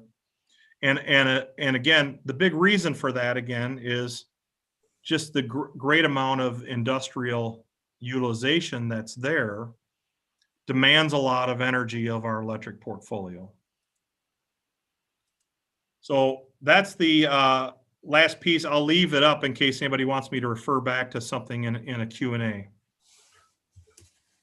And Dave, just to drive home the point, because how many calls, especially this time of year, I get from around the world every week about our snow melt. Mm-hmm. The percentage of zero emitting required, you know, you kind of reference that, but can you really bring home the point too of, you know, we get up to 85, 90, 100% of zero emitting required. What would that mean for the Holland Energy Park and thus by extension snowmelt? Well, if you got to 100% zero emitting, unless there was a hydrogen economy created where you're actually able to continue to use Holland Energy Park using hydrogen as a fuel versus natural gas, it would have to shut down, which means you wouldn't have something available to create waste heat for the snowmelt system. Holland Energy Park today meets about 60% of our electric portfolio needs, maybe a little bit north of 60%. So that leaves available 30 to 40% of zero emitting resources today. Now, we could constrain Holland Energy Park further and probably not negatively impact snowmelt. So I'm letting you know that we could do more than that. But if you started getting to numbers where you were saying 60% renewable, not only would you have to invest in the energy storage technology, but at that point you would start constraining Holland Energy Park's operation to a point where it would materially impact the ability to have a viable source for snowmelt. Oh, something to think about. Yeah. I mean, it is. I hate reality, but the other question is, and I know we're getting late now, and so don't answer it, but to think about is how, with all this information and the takeaways, how will Governor Whitmer's whatever it is, task force that she's trying to create, yes, and perhaps President-elect Biden's, we don't know what that administration is going to do with any kind of electrical or energy mandates. And you must, you know, I mean, you're always. Well, I think it comes down to some really difficult observations. One is until energy technology, electric energy technology gets to a point where energy storage can really manage the intermittency of renewable resources, it's going to be tough to make real significant penetrations in that. Now, there are other resources that are zero emitting that are more controllable. Nuclear, for example, is more controllable. and dispatchable. It's not dispatchable. It doesn't like to move around a whole lot. It likes to be more of a continual operation type of resource. But again, hydrogen might be a key to some of that future going forward. I think when you look at the other pieces of that, offsets, just as it's being talked about on the Amazons of the world and the others that say, we're going to meet net zero by a certain date. Those involve investing in other places in the globe because it's a global issue, where they can continue to have resources that reliably and affordably meet their targets, but still make progress on carbon by contributing financial resources to investments other places. I don't really see, again, 30 years is quite a long time from now. So it's hard for me to sit here and say, oh yeah, it'll never happen. But a lot has to happen in order to do it by 2050, let alone doing it by 2030. I mean, it would take huge investments in new power generation, huge investments in energy storage technology, and huge investments in a transmission grid that will allow for the variability of these intermittent resources in order for it to be achieved. I agree. And maybe we'll get that from the federal government, like California is with hydrogen. Well, and I think the other thing that you're pointing out, maybe that's good food for this group to think about too, is that if an administration on a national level is going to adopt something, and if a state is going to adopt something, where does Holland's plan fit into the state and national conversation? And how much risk is there in moving in or out of alignment with some of the policies and framework that might be developed on the state or national level? Yeah, well, I think that's one thing.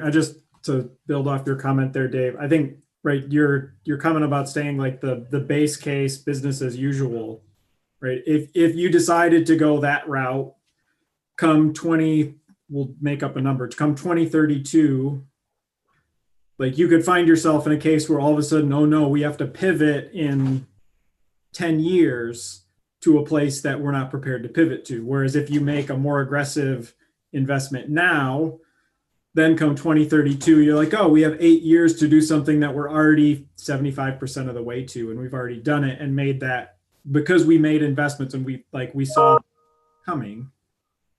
Come 2040 or 2050, I mean, I think the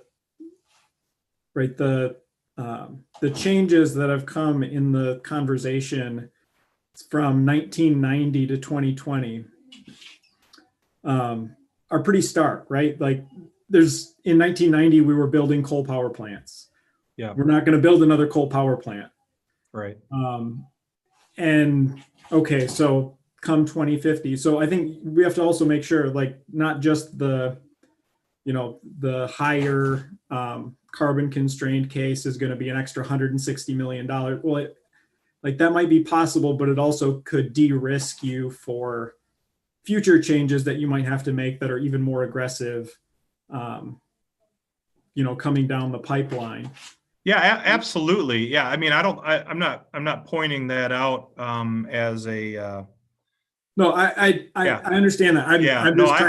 I agree with you. I think risk is a very important part of the conversation. And I think that's where when you look at the community plan, you look at reliability. Having a less risk fuel source, whether it's at the time, the discussion was about where are we getting our next natural gas from, and it was going to be actually coming across seas into the United States. So there was this whole energy stability, energy reliance discussion that was part of that. Well, obviously, renewable energy, the sun shines where we are. We don't have to rely upon importing the sun from some foreign country. There's from Arizona. Right. That is one place they do have more of it than here. But, I think that's an issue of resiliency and reliability as well. So I think it was discussed in the energy plan that was an important element to it.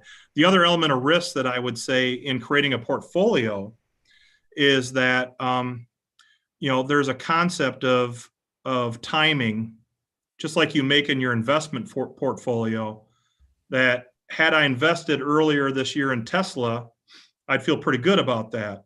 But if I had invested maybe in a different stock, it might have gone the other way, versus regular incremental investments over time. Because if I invested 10 years ago in solar heavily versus where we are today, and you know this too, Jeff, is that the cost curve for solar has come down so significantly that as a community, we may have been significantly disadvantaged by having made too much of investment earlier. So I think your risk discussion is a really good one, I think, for this group as well, as it relates to how we go in and when we go in, and how much we build towards that ability to meet the future needs easier than maybe committing too much at one time to whatever it is. Yeah, I mean, I think that's a really good point. One of the stats that is crazy to me still, even though I've known it for like 2010 to 2020, the price of wind has dropped by about 3/4 and solar's dropped by about 90%. Battery storage has dropped by about 80%. So these technologies that, if we had this discussion when you did have this discussion 10 years ago, the price assumptions built into were different than they are now. And there's not, right, that we're not at the floor for any of those technologies either. No, yeah. 2010, the 50-inch flat screen LED TV was at Meijer was $5,000, and 2020, and I mean, there are real. We're at like $1,800 flat screen TVs right now. Like we're not even close to the $300 ones that you can go in and pick up at. Like it's going to keep coming. But this is exactly why I want to have the carbon offset conversation next time we meet. Yeah, because I mean, there's costs associated with them, but it's asset light, and you can change your buying strategy. It doesn't require long-term investment. It's more nimble. Right. That's exactly right. And we can be more aggressive on goals and leave ourselves room to de-risk big decisions along the way. Like that's why I just want to get that out there soon. Good one. Yeah, I mean, I definitely agree with that. I just think I guess my criticism, I read through the Black and Veatch report, I had a couple of criticisms of it. The biggest one being that there is no real appreciation of the risk of, say, keeping around or sticking at 700. I forget what the units are for that, but pounds per megawatt hour. Pounds per megawatt hour. There's no appreciation of that, and there's no, right, you're not building in risk of, like, come 2040, there's a initiative to be zero by 2060. You say, now we have 20 years, how do we do that? And I think my last comment, and I'll be quiet now, but my last comment is what you said at the end, and I think it's so important, because really at least how I view this, the electrical grid is the thing that it's not nimble, but it's probably the most nimble of all of the sectors in terms of how, because it's, especially here in Holland, it is controlled by the city, and you can make investments and switch to something like 50% renewable in a matter of years. Or you could go to 100% renewable in a matter of decades. And like it would take concerted effort and it would take investment, but it's possible. But the transportation, industrial, to some extent residential, all of those sectors are so much harder to move the needle. And if you don't start moving the needle now, you'll never get to to whatever your final goal is. Even if the final goal is 10 megawatts, if you don't start pushing the needle on those sectors, you're stuck.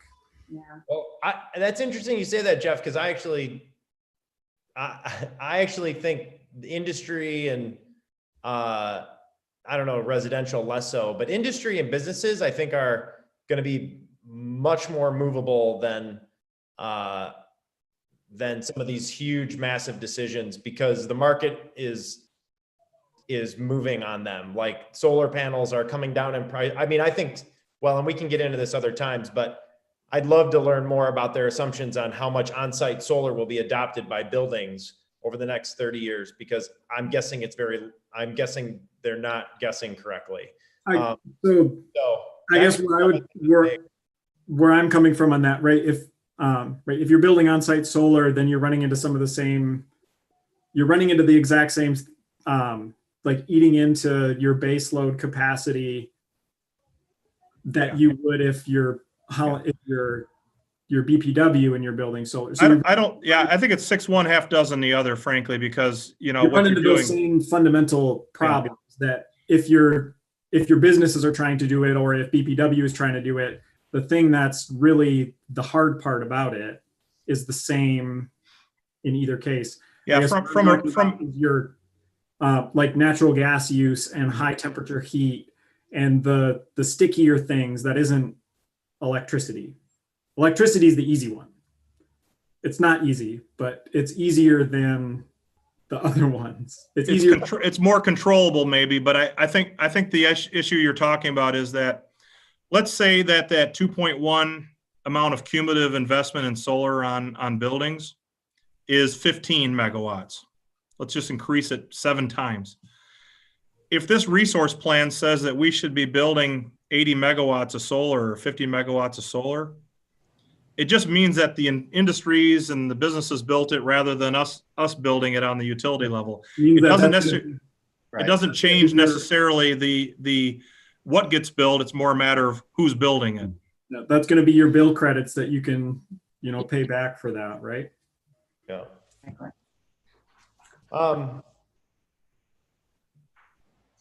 I have to go.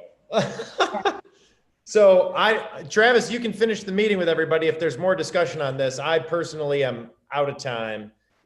Dave, thank you very much. And I'm sure, like I said earlier, we'll be circling back on this many times over the course of the next. I had like a handful of questions that I'm not even gonna. Well, and we can let people this marinate, and next time we can still do some Q&A on this. I know Boyd had a big takeaway that he said was his aha moment, so I'm sure there'll be some more dialogue. It was that last page takeaway on the graph. Once I flipped through the modeling, I got that last page. It was just like, bummer. Crud. This is hard. Yeah. So our next meeting is January 4th. Yep. January 4th at 3 o'clock. All right. Yep. A new decade and a new month. And a new speaker, maybe a speaker. Good. Carbon offsets, is that what we're covering? I mean, if Dave and Keith are good with who I think should come in and talk, then yeah. We're in favor. You just tell them, they're staff. Well, you're the chair, right? This is why you have the titles. Exactly. The logical building block from that discussion. Let's have the appropriate resource address us. Yeah, well, it'll be, it's a knowledgeable person. So, and we'll keep you informed of where we are in terms of Zoom or in person or whatever as we get a little bit closer to that.